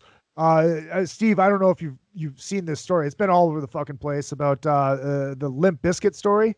I know it very, very well, man. I haven't heard it. What is it? So this has been confirmed that it is absolutely true because somebody that is very close to the show used to work with Limp Bizkit, and he's heard this firsthand. So if anybody out there does not know the story, I'm sure most of you do. Wes, is it Wes? Is that the? Yeah. Westmoreland, yeah. So he was out of Limp Bizkit, and Eddie had met Fred Durst at a party, and they said, "Well, let's just get together and jam and see what happens." So Eddie went over there, fucking jammed, and he left his shit there. Then all of a sudden, he didn't get his shit back. And the story is that Eddie drove to Beverly Hills in an armored vehicle with a machine gun on it and got out. And this is absolutely true. This is true. This is confirmed by somebody close to Limp Bizkit that I know. That he got out and Eddie was wearing no shirt, a pair of ripped up shorts that were held up by a rope, and a pair of boots that were held together by duct tape. And he rang the doorbell or knocked on the door, and Fred came up and opened the door. And When Eddie, was this? I don't believe it. Eddie put it. No, this actually happened. Eddie put a gun to his head and said, "Where's my shit?" When? I just want to know when. If they were whacked out on drugs, because I met Fred, I don't know, 5-8 years ago. He was such a nice guy, totally normal. No, not. This isn't saying that he wasn't. Eddie just wanted his shit back. Eddie just wanted his shit back, and Eddie was wearing his fucking samurai hair at the same time. Okay, maybe that's why they keep a low profile, because. Yeah, Exactly. that was a rough period for Ed. That was a lot of wacky shit went down, and so. But from what I know, the thing about the truck though, Ed had back in the day, he had a Lamborghini 4-wheel drive that was like a Hummer. And that's the truck that it didn't have a machine gun. He didn't drive down Sunset Boulevard with like a fucking a Hummer, a Hummer that was in Afghanistan with a fucking M16 mounted to it. Oh, I know. That's funny. You can have it. Dude, you know what? The story's great. Go with it. You know, who said, Greg, you know this, right? Any press is good press. Yeah, right. Shit. That's, man, Ed likes to be known as a badass. That's a badass story. And, I can see it. I could totally see it. Yeah. Oh my I God. haven't seen anything in the press about Ed for a long time. Yeah, and actually, right now, I think that's a good thing. Well, when is the last time you guys have seen anything? I'm curious. When is the last? The Tool concert maybe was the last time he was out in public, right? He posts random photos of himself, like or his dog, on Instagram. Every once in a while, like rarely you'll see something. But that's the thing is like that. Nobody knows what the fuck is going on. And look, I get it. You want to respect respect the privacy of the family and all that kind of stuff. But it's like, you know what? I mean, dude, if there's nothing going on, there's nothing going on. Look, it's a lot of pressure to have people always tell you, you should be doing something when you don't feel like doing anything. No, well, look, this is my thing. It's like, look, there's been all these rumors from people in and out of the fucking industry about your health. And if you're not sick, or if you're, I'm a little sick, you don't have to go into detail. Just say, hey, look, there's some shit going on. Just leave, respect our privacy. Boom. That's it. That's it. Yeah, that's all you gotta fucking do. It's gonna fuel more questions to say anything. I think respect our privacy. Respect your privacy means there's something going on. They've always been the kings of silence. Right, exactly. I would too. They've honestly, never said I would too. Hardly if I had something I didn't want to talk about, I wouldn't say anything. Because I say the slightest thing and everybody asks questions. Even if I say, please leave me alone, I get bombarded with questions. So I think it's best if you don't want it to. But look, this is the thing, though. This isn't a Neil Peart situation. Nobody knew Neil Peart was sick. Outside of a but very. Neil Peart was notoriously private. Yeah, exactly. But Carrie, just hold on for a second. There was no rumors. There was no nothing. Van Halen, notoriously private as well, but there's rumors and stories out there. And I mean, Greg, and I'm not. You don't have to comment on this if you don't want. I don't know how close you are to the fucking camp or not. I mean, I don't know. I don't know. It's the first time. No, I mean. It's just like nobody knows what's going on, but where there's smoke, there's fire. And if there's fire, there's social media. There's a chance. Hold on, Carrie. There's a chance to come out and say, hey, look, I am dealing with some stuff. Please respect our privacy at this time. And that's it. Boom, let it go. I mean, I just don't know. I don't understand how hard that could be. I do. I understand how hard that could be. everybody has their own way of dealing with it. Everybody has their own way of dealing with it. I agree. That's it. There's no, you can't say anything. And hey, we're here talking about the heyday. Let's talk about the great shit. Let's get back to, I'm trying. Let's talk about the happy times. We're have all the good times. Hey, let's talk about when Van Halen drove the tank up to the LA Coliseum in 1979. It wasn't a Humvee. It was a tank. Exactly. And the parachute. Yeah, hell yeah. They parachuted out, or they parachuted out. Yeah. Which was that was a great publicity stunt. That was one of those things that I think I don't know if Noel Monk took credit for it or whatever, but it was definitely like a Kiss type thing. Like, what are we gonna do? What would Kiss do? Oh, let's parachute into the stadium.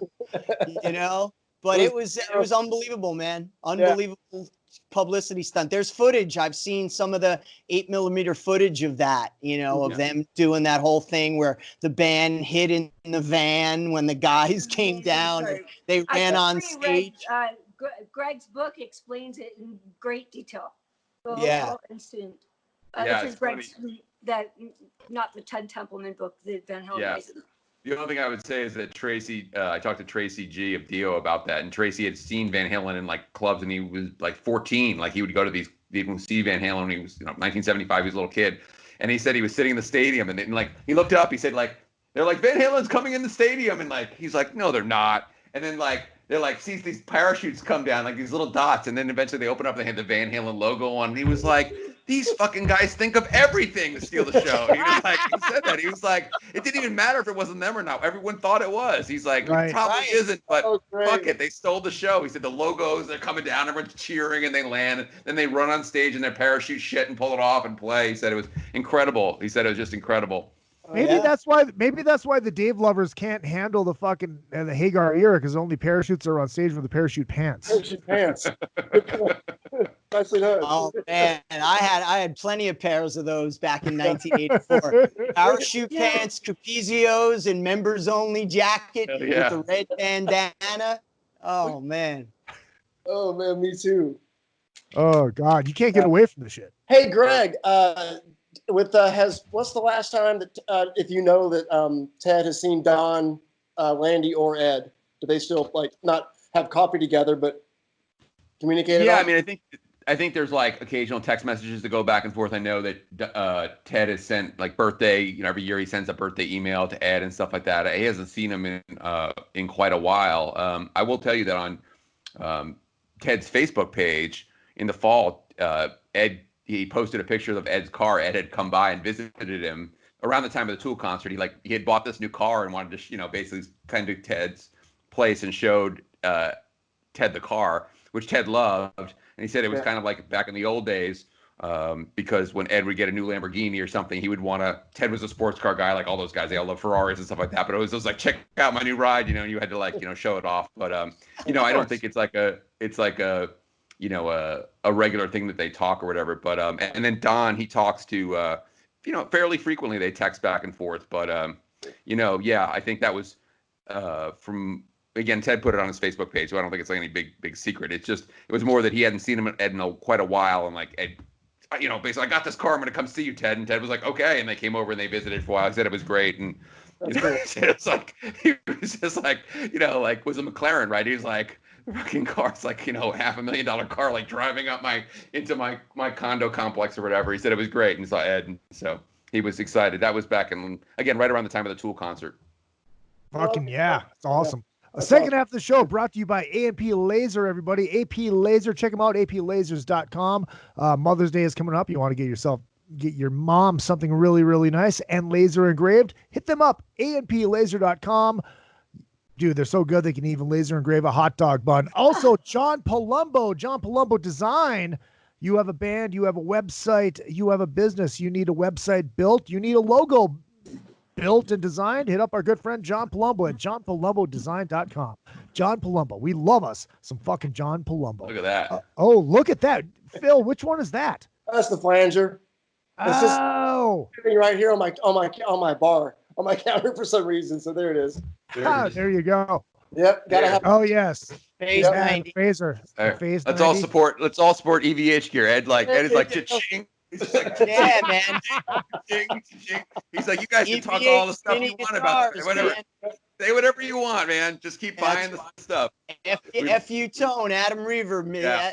EVH mini guitars for sure. Do you guys do any of you guys know this story? I think it was Craig Gass. I don't think he told it on my show, but I think he told it on Jericho's show, where he was talking about Steve Lukather and how close he and Ed are. And that apparently they recorded a record together that's sitting on Ed's shelf, which is basically their Dark Side of the Moon that will never see the light of day. Do you guys know anything about this? I've never heard of that. No? Craig's Eddie stories are amazing. Oh my God. You can't top that. He was living there during the samurai times. Yeah, Right. man. There's, Craig's an old friend. I met Craig back in 1991 on our big, when Trixer was rocking with the Scorpions, and he's been a bro ever since. And it's an incredible ride Craig has had. Coming from, but his Ed stories, it's crazy stuff. Crazy stuff. So, Steve, you know Ed. You've met him a lot of times, his friend, whatever. Do you have what's your favorite Ed story?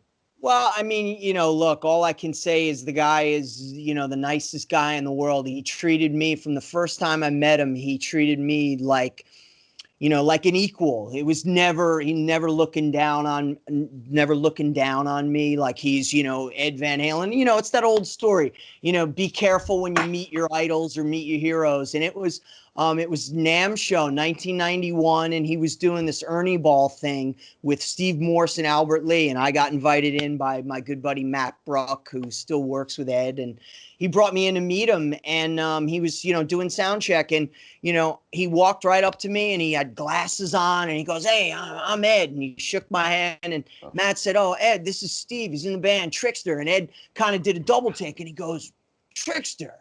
He's like, "I just saw you guys, who you touring with?" And I go, "We're going on tour with the Scorpions." He's like, "I just heard your commercial." And he's like, "Yeah, me and Valerie, we saw your videos on MTV. You guys are riding the motorcycles." He was like, I was like sitting there going, and at that time when I met him, our video 1 in a Million was #1 on MTV. We were doing really, really well. So it was like cool because he knew who I was, and I was like meeting him, and I was just like, I can't fucking believe this. And he goes, "Come here, man. I want to show you this is the PV 5150 prototype." It's like, "Come here. I want you to see my new amp." And he brings me over. And meanwhile, everybody's like, "Come on, Ed, you got to do sound check." And he's like, No, I want to show Steve this. And from that moment on, it's just been awesome. A long time friendship. And I have so many great stories. That's another time. But all I can say is the guy has just always been there for me, supported me with gear. That's another time where you're talking about Van Halen. All right, so, better than look, if you look in my basement, there's, probably 10 Van Halen guitars, everything that he's given me. Here's one of the guitars he gave back in 1991 that he signed for me. It says, It says, awesome. "Steve, you the man. Ouch, babe." We were going through a whole Sammy Davis Jr. thing that was Steve Lukather. So everything was, "Hey man, I dig you. You're a kooky cat, man." Everything was Sammy Davis Jr. So, but that was it. And then probably I'm going to say the coolest experience I ever had was I got invited to go to his Malibu beach house in summer 1992. And I played volleyball with him and Valerie and Matt and a couple other people. And Wolfie was, I got to say, a year and a half. He was walking around in diapers, and Valerie cooked us turkey chili. And I remember, after we played volleyball, I had to go do a photo session later that day. But, we were sitting there drinking beers. I never forget. We were drinking Beck's beers and smoking cigarettes. I don't even smoke, but when you're with Eddie Van Halen, and we were like, we're sitting on his deck. We're sitting on his deck overlooking the Pacific Ocean.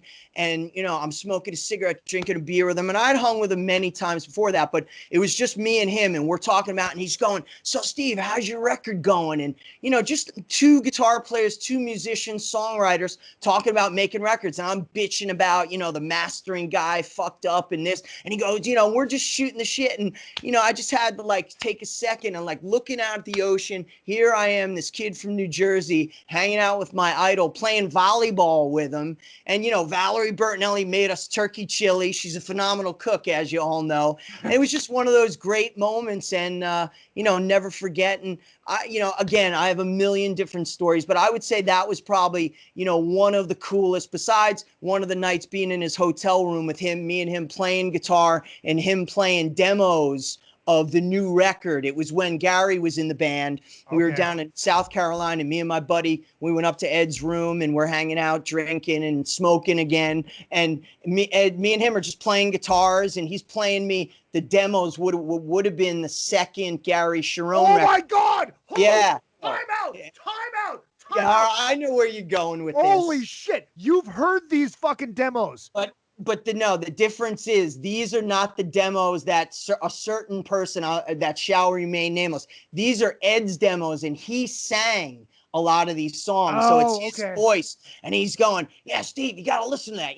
He goes, my voice is a little hoarse, but Gary will make it sound great. And it was really, the music was phenomenal. And it was just, again, I say this all the time, and it's one of the truest things I can ever say. I truly am one of the luckiest guys in the world in this business that every dream I ever had came true 100 times over. And hanging out with Eddie Van Halen, Gene and Paul from Kiss, those stories. But Eddie has always been, and anytime I see him, he treats me like family. And that's always, and he's always said that. And it's really, really cool. And, his company and they couldn't be more supportive, as you can see.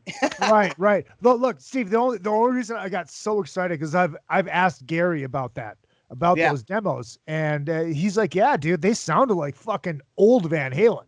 They sounded like what Van Halen fans are used to, not the Sammy stuff, not to rip on the Sammy stuff, which I would because I love it. But it sounded more like the fucking the original era. Yeah, I think like of Tattoo. What does everyone think of when actually David Lee Roth did get back together in 2011 and record an album? I don't think Tattoo should have been the lead single. I love the record. I love the record. I think that should not have been the lead single. I've said this before on the show. I am the very first person to play it live on the radio. I'd like to. I don't want to pretend I agree because I don't want to. I asked you because I don't have an opinion of my own because I didn't pay enough attention and I don't like to talk about things I don't know about. But I didn't really like that song. I would love to hear a better one if you have one to recommend. She's the woman. Yes, that's it. I know that. Out of Space. It's okay. Stay Frosty. As If. And that is better. Yeah, Bullethead. As If is. Fuck. She's the Woman should have been the lead single. She's should have been the lead single off that record. Yeah. But I don't dislike Tattoo. I think it's a cool song. I enjoy the song. Okay. It just shouldn't have been the lead single. Blood and Fire was great. A lot of that stuff. A lot of that stuff was 77 Warner demos. Right. And the Wildlife soundtrack was a lot of that stuff too, like Blood and Fire, Wildlife soundtrack. That was a great movie. Right. Yeah, with Sean Penn's younger brother, Christopher Penn. Yeah. I Casual. saw the movie with him before he died. I was the last actress to work with him. And I did not know that. But and ironically, Redemption with Chris. The Wildlife took place in my hometown, St. Cloud, Minnesota. I didn't know that. Yeah. Okay. Yeah. I don't think it was filmed there, but it took place there. Yeah. Nobody films in St. Cloud. I was just waiting for fucking Bonanza. If you guys don't know, it's a restaurant chain. Oh, I used to love Bonanza. I know Bonanza. Fuck yeah. The buffet. I grew up with Bonanza. Nothing like steaks that taste like catcher's mitts. Yeah. Right. It's better. Let's do this. Do you guys think we've seen the end of Van Halen? Greg, you're up. I know. I mean, I don't know any more than anyone else. I just know what Dave has said, right? That he Right. said it a number of times it's over. And so 3 or 4 times he said it in interviews, so I take him at his word. I think for Dave, it's been over for since 1985. I think that he's accepted an invitation back a couple times because his career wasn't moving forward like he'd like it to, and it was mutually beneficial. They have they had a creative relationship? Listening to your books, Greg, possibly almost never. It seems almost worst, doesn't it, from the beginning? I mean, I think there was always that tension there. I mean, I think that's like Dave has said it himself. He's like, when did the tension start? Like day one. I mean, I think that was over. They always. didn't even want him in the band. No. They didn't even want him. No. And then he kind of pushed his way in, and it was always like a push-shove. When push comes to shove. Right, and Steve, Rudy was around. Like Rudy saw that stuff. I mean, Rudy was around for all that stuff, and he saw like the beginnings of all that stuff. He probably has told you like it was really Dave joining was an interesting marriage because they sort of knew they needed him, but yet there was a lot of doubts about his ability to sing, and just he was so different than he had a totally different musical vibe than those guys. So, but I'm sure Rudy has told you tons of stories about that. Totally. Of course, and the brothers were real musicians, classically trained. They were, it's in their blood, and they took it extremely serious. And I mean, your book tells the stories about all the people that when they saw the Van Halens in 71, 72, 73, the stories when you saw them, you saw Ed Van Halen playing, you would look and go, that guy's unbelievable. And it's no different in anything. When you see somebody who is extraordinary, when you see it at any age, if you see Michael Jordan play basketball when he was 14 years old, 15 years old, you would say that guy is a natural. That's that intangible thing. And certain people have that. And somebody like Eddie Van Halen. Yeah, Michael Jordan needs a team. Of course he does. They all do. But there's difference, though. The world rock music wouldn't be the same without Edward Van Halen. I agree. Fact. And people ask me all the time, who's the most influential guitar player in rock and roll? Edward Van Halen, hands down, changed it more than anybody. You know what? This is my thing about Eddie and Phil and Steve. I think you guys can both agree with this or not, but he's so good. He makes it look so easy that it doesn't look hard. Isn't everything that way, though? It isn't doing a podcast that way. Isn't whatever looks easy. It's great. It wasn't easy. I don't want to turn this into a conversation about myself, but everything I do, I make it look easy, and it's not. It's just not. And if we were the bands make us enjoy their presence. They make it look like one big party. They're having fun. They make us want to be a part of their world where we have no worries because we don't want to know about their drama. So that is what Van Halen in 1984, when I saw them first, that was, they epitomized fun, camaraderie, no problems, party. Well, totally. Day. That was always the thing. That was the thing about them, that they made it look, and that's what drew me in, that it was a party and they looked like they were having the most fun. And I was like, man, I was 11, 12 years old. I want to be at that party. And what's funny is learning, as you all know, the insides of rock and roll bands. It's amazing. Before they go on stage, they can't stand each other. And then they get out on stage and they act like they love each other. And like, you never knew about this. And I never learned about it until I got out on the road with my band and I learned certain things. And you saw the inner workings of the way real rock bands are and the way it worked. But Van Halen, man, they were great actors. But getting back to Carrie, what you were saying, Eddie Van Halen had that whole 10,000 hours thing. He had that in by the time he was 14 years old. Him and Alex, they were so good by the time. And, and I say that about myself, but I started playing guitar when I was 8. By the time I was 14, I was already playing nightclubs with Trixer all around the tri-state area. Cool. So by the time you get out on stage, you're so rehearsed. That is the goal, to where you go out and you make it look like it's nothing. Eddie Van Halen's doing scissor kicks. Dave's doing this. Those guys rehearsed so much and had it to where they could do their show in their sleep. And Dave Roth's raps, everybody thought that was off the cuff. That was all planned out, because if you listen to the bootlegs, he says the same I do thing. not have pillow fights Right. with my best friends in lingerie every night. Yeah. It's so a little good. bit similar. Yeah. That's you're ruining all the fantasies, Carrie. I mean, it's like Sorry. Come on. I Oh, thought there- it was anything. another one out But the I window. relate. Steve, let me ask you this. I mean, because you've been in those trenches. How is it?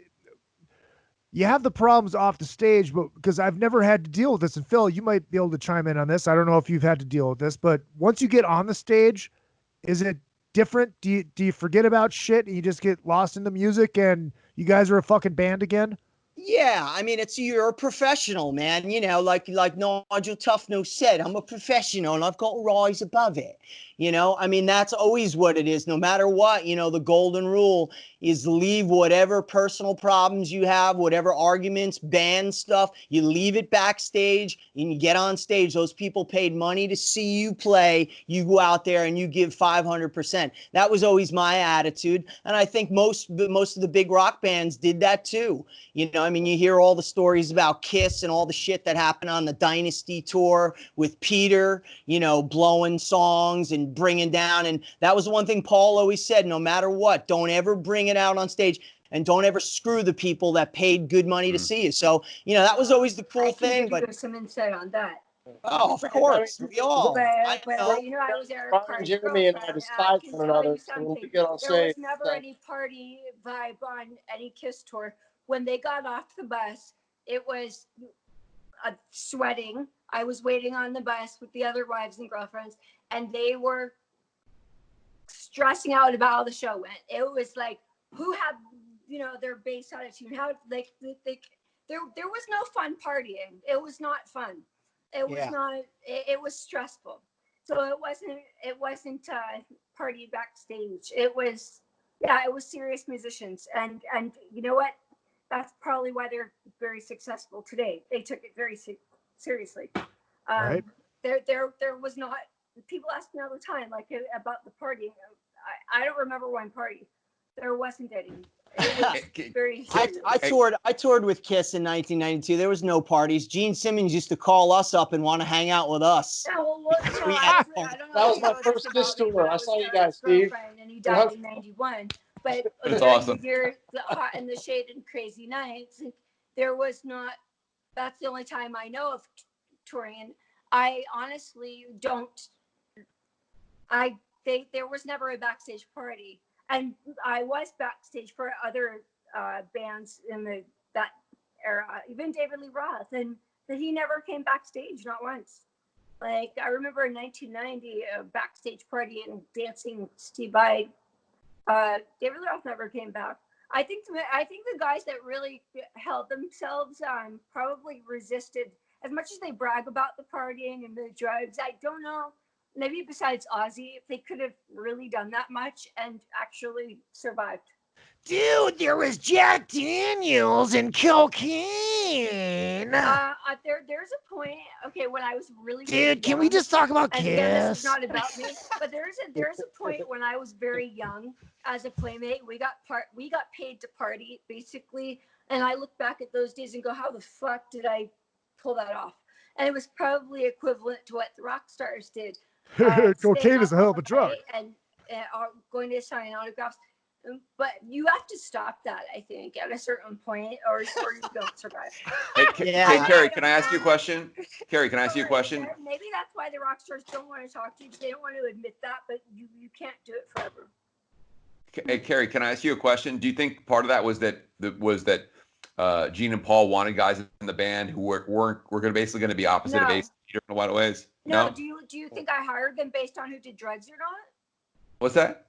Did you ask if I think they hired them? No. Just that they were one of the reasons why they stuck with those guys and obviously liked Eric and they didn't stick with Bruce. anybody. So start again with your question.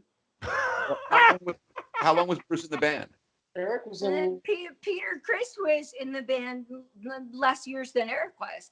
So he was the original drummer. No, right. That's what I'm asking. Do you think that they liked Eric in part, not only because he was a great drummer, because he was reliable? Oh, did we say they liked Eric? Who said they liked Eric? I don't. Izzy, you probably know what I'm talking about. Greg doesn't understand. He's opening up a can of worms. There's like a lot of KISS controversy over the way they treated Eric Carr.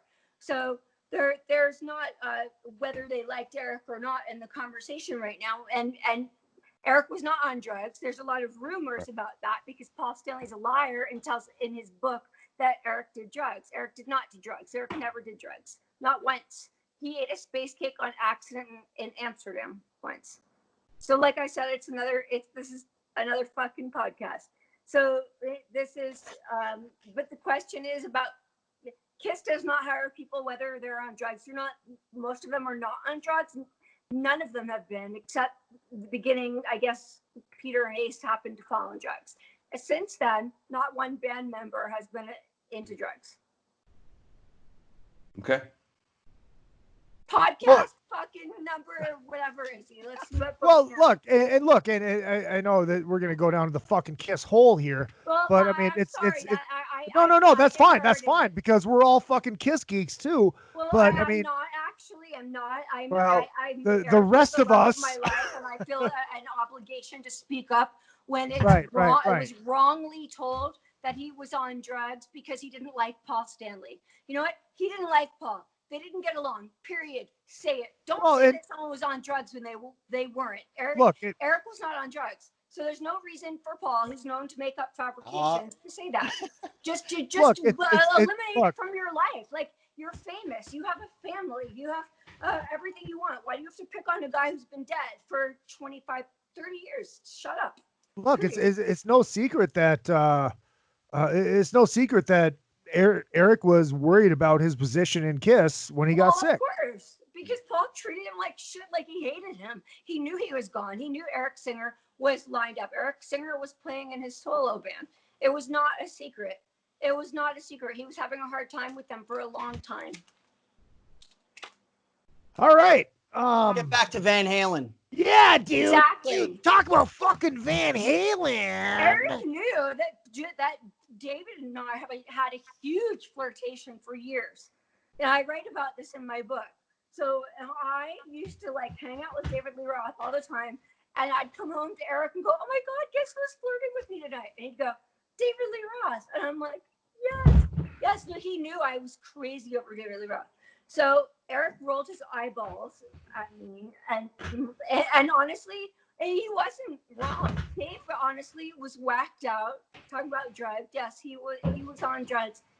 Not in a bad way, kind of like it's kind of gross when someone's nose is running, but like he was so sweet, always so nice, and never pushed himself on me. Anyway, it's kind of a weird time of my life that I explain quite well in my book. Which is available, available May 1st where?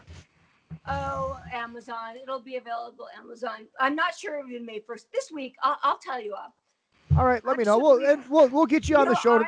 You guys are gonna flip when you see my cover because I didn't have a cover. I hired Playboy to come to my house and make it look like a studio. Izzy, you're gonna love it. I hired Playboy's makeup artist. I already do. I said I want this to look like a magazine cover.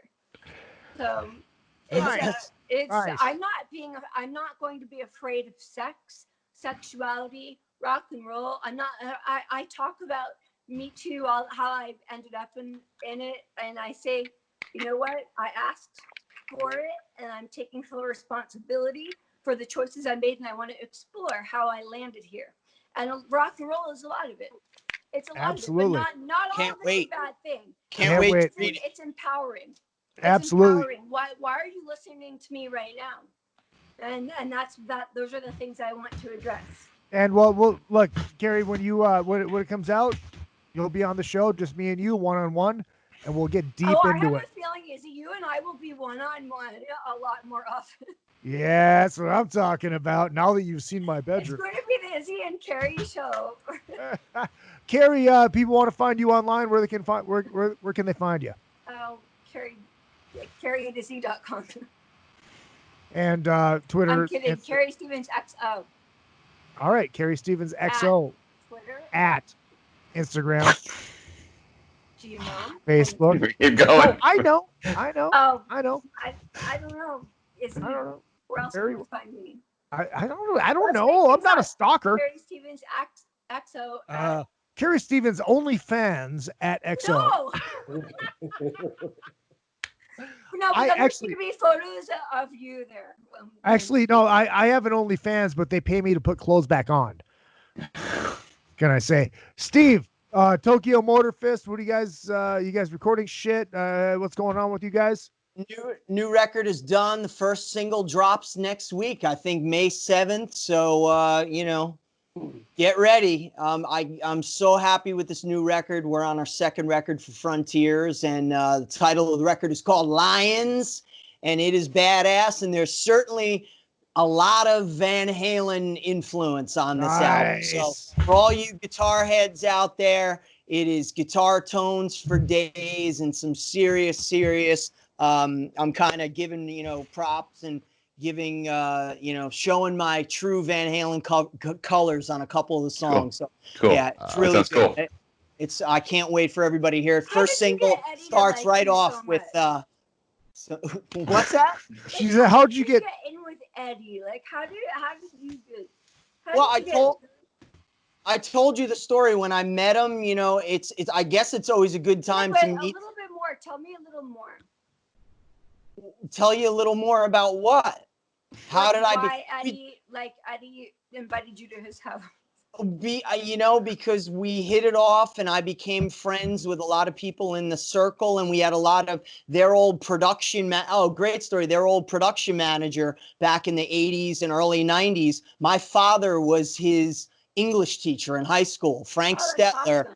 He grew up in Paramus, New Jersey, as did Howard Unkelleiter, who was Rush's lighting guy. You earned his trust. Howard grew up right around the block from my grandparents. So Frank and Howard went to Eastbrook Middle School and they went to Paramus High School. And my father was their English teacher. So, but it just comes down to when you meet somebody sometimes. And I've met kids who are guitar players and fans of mine that are friends of mine, and it was like that. There was a common bond that we had, and certain twisted sense of humor. I'm a year sober now, so back in the day, I was a good party animal, so I definitely could kick back a couple drinks with Ed, and it's like all those things, and just fun. He was always great to my wife and my family and my friends. He was the most generous person. That's what I wanted to hear. Thank you for sharing that. I hate hearing bad things. I hate hearing bad things when people talk about Ed, but you know what, dude? He went through some bad times, but for me, he's been nothing but a friend, a brother, and the greatest person. For when you meet your idol, it's everything you could ever dream of and more. And that's all I can say. And I love him. I love him dearly. Thank you for sharing. That's why I asked. I really wanted to hear how he related to you as a human being, and you explained it perfectly. Thank you. He sounds like an amazing person, and nothing but you and he both sound amazing. Thank you. Oh, thanks, Carrie. Phil, do you have anything you want to say, announce? Find me on all the socials. Exciting things. The Rock and Roll Residency original record is probably going to be released. Nice. So, yeah. Nice. So more details to come, but it looks like it's actually going to see the light of fucking day. Awesome. And it's under that name. Yeah, The Rock and Roll Residency. It just rolled off the tongue. I love it. I love it. Greg, people want to find the book. Where can they find the book? Amazon, Barnes & Noble. You can hit me up. My Twitter, there's a link. I'll sign books for people. And we're hoping to do a book signing this summer when coronavirus hopefully clears. Ted and I was going to come see you in Pasadena. I know. It was. I hope you really, get to reschedule. That's the plan. I mean, hopefully when everything cleans out, we'll reschedule because Ted wants to come out. But otherwise, you can find me on Twitter at Greg Renoff. And yeah, I love to chat with people and I'm around. Dude, that's awesome. Phil, what were you gonna say? That's how Greg and I met, was through Twitter and Facebook. Yeah, well, same here. I met him through fucking Twitter. Do you prefer that people buy your book on your website or Amazon? Well, considering Amazon hasn't been able to deliver the book, the Templeman book, consistently, that's what I'm asking. Yeah, it's kind of like. And I ordered your book and they couldn't deliver it. That's I know it's. And then I see you on Twitter saying you're delivering signed photos, so I'm wondering how they're getting them, but I couldn't get mine on Amazon, so that's why I'm asking you. Yeah, it's kind of a kind of an unfortunate thing for people because a lot of people pre-ordered the book. I mean, I know you ordered it, and Amazon is prioritizing essential things, and books are not essential. So a lot of times they'll say, "Oh yeah, we'll deliver it in 2 days," and then when actually you get your order in, it's like, "Oh yeah, that'll be 2 weeks from now because we're shipping toilet paper and paper towels and whatever else." So yeah, because people have to fucking buy that shit up in the stores, assholes. So, but yeah, I mean, I'll find books for people at the link on my Twitter is there, and but otherwise, yeah, Barnes & Noble has it, Twitter has it, and of course, ebooks. I mean, you can get an ebook anytime. Get an audio. The Audible book is out, and you can get that okay, too. how do you make the most money if I buy it? Because I want it to go to you, not the company. How do I do that? You can send it. You can send it to izzypresley at yahoo.com via PayPal. Like any author, there is you make more with an ebook. There's a better better margin but then for the I can't have something to hold in my hand. I agree.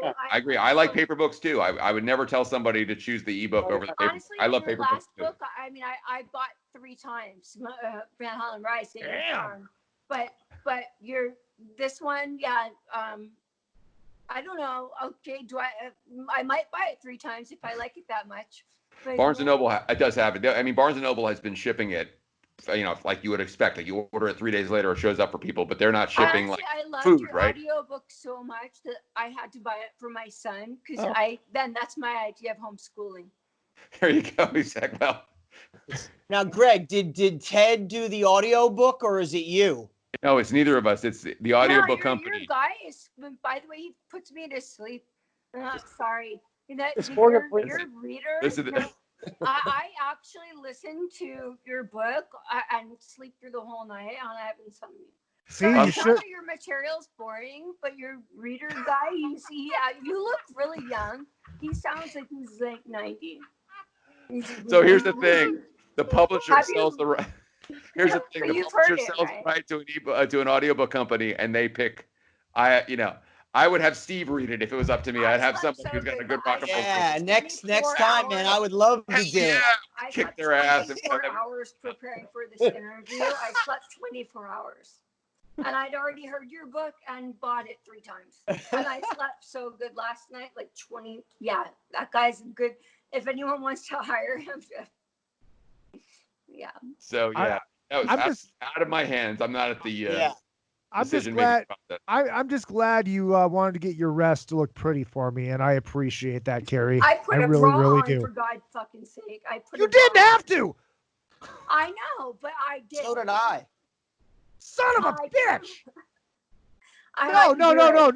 No. I'm like, oh shit! I got a PayPal donation. No, I just paid $11 to Dollar Shave Club. Fuck. Well, maybe I shouldn't have worn the bra. But no, you shouldn't have. You didn't have to, because it's only neck up, anyways. We only saw body when you walked. Well, if you told me.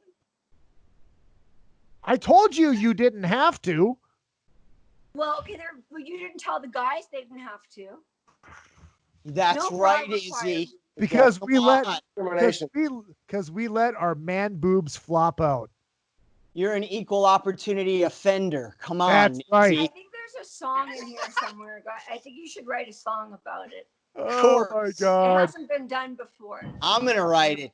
Yes. Phil and I are gonna write it. Hey, I'm gonna help too, because I can write songs. All right. Oh, that's right. You got your own fucking signature amp coming out. Who's better than you?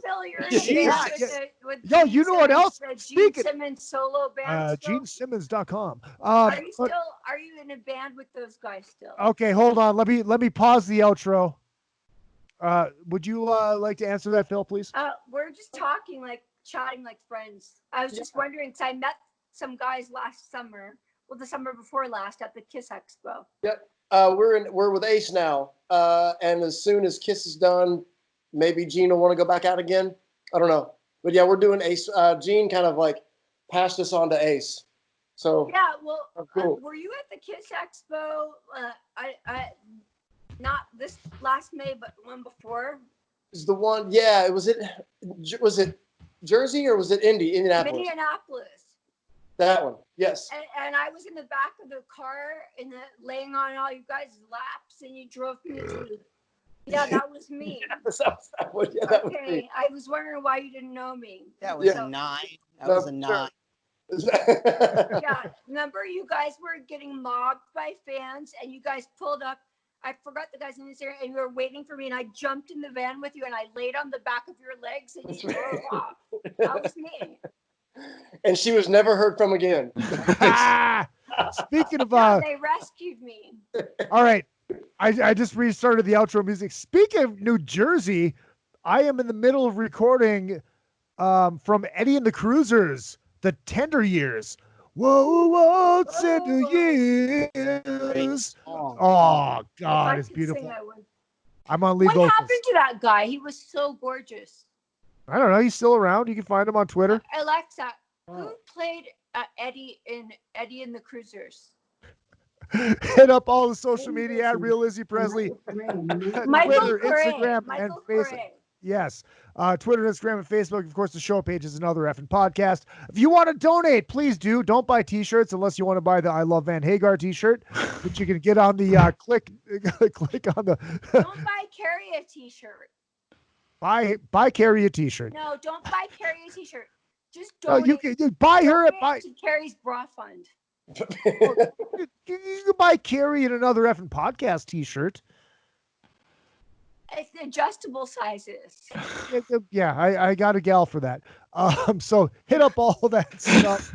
Next See, week. I'm throwing you off. I'm throwing you. Well, so yeah, off. It's yeah, I know. Next week, Cheap You don't Trick know what to do Drunken with me. Summit.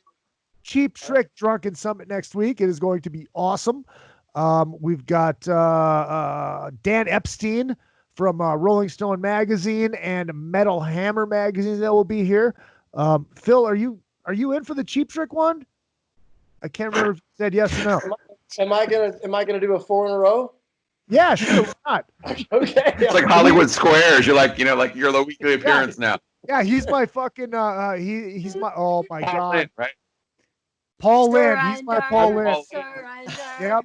Or my Nipsey Russell on the I'm not just fucking thinking anybody's ever said to me. Tony Higbee will be here. All right. Alex Kane from Life, Sex, and Death. Awesome. Fuck yeah. Ooh, some fucking shit ass. So it's going to be a good one. We'll see you guys next week. If you guys want to donate to the show, izzypresley at yahoo.com. And don't forget, when I lack in talent, Carrie, I make up for a cock. It's another fucking podcast.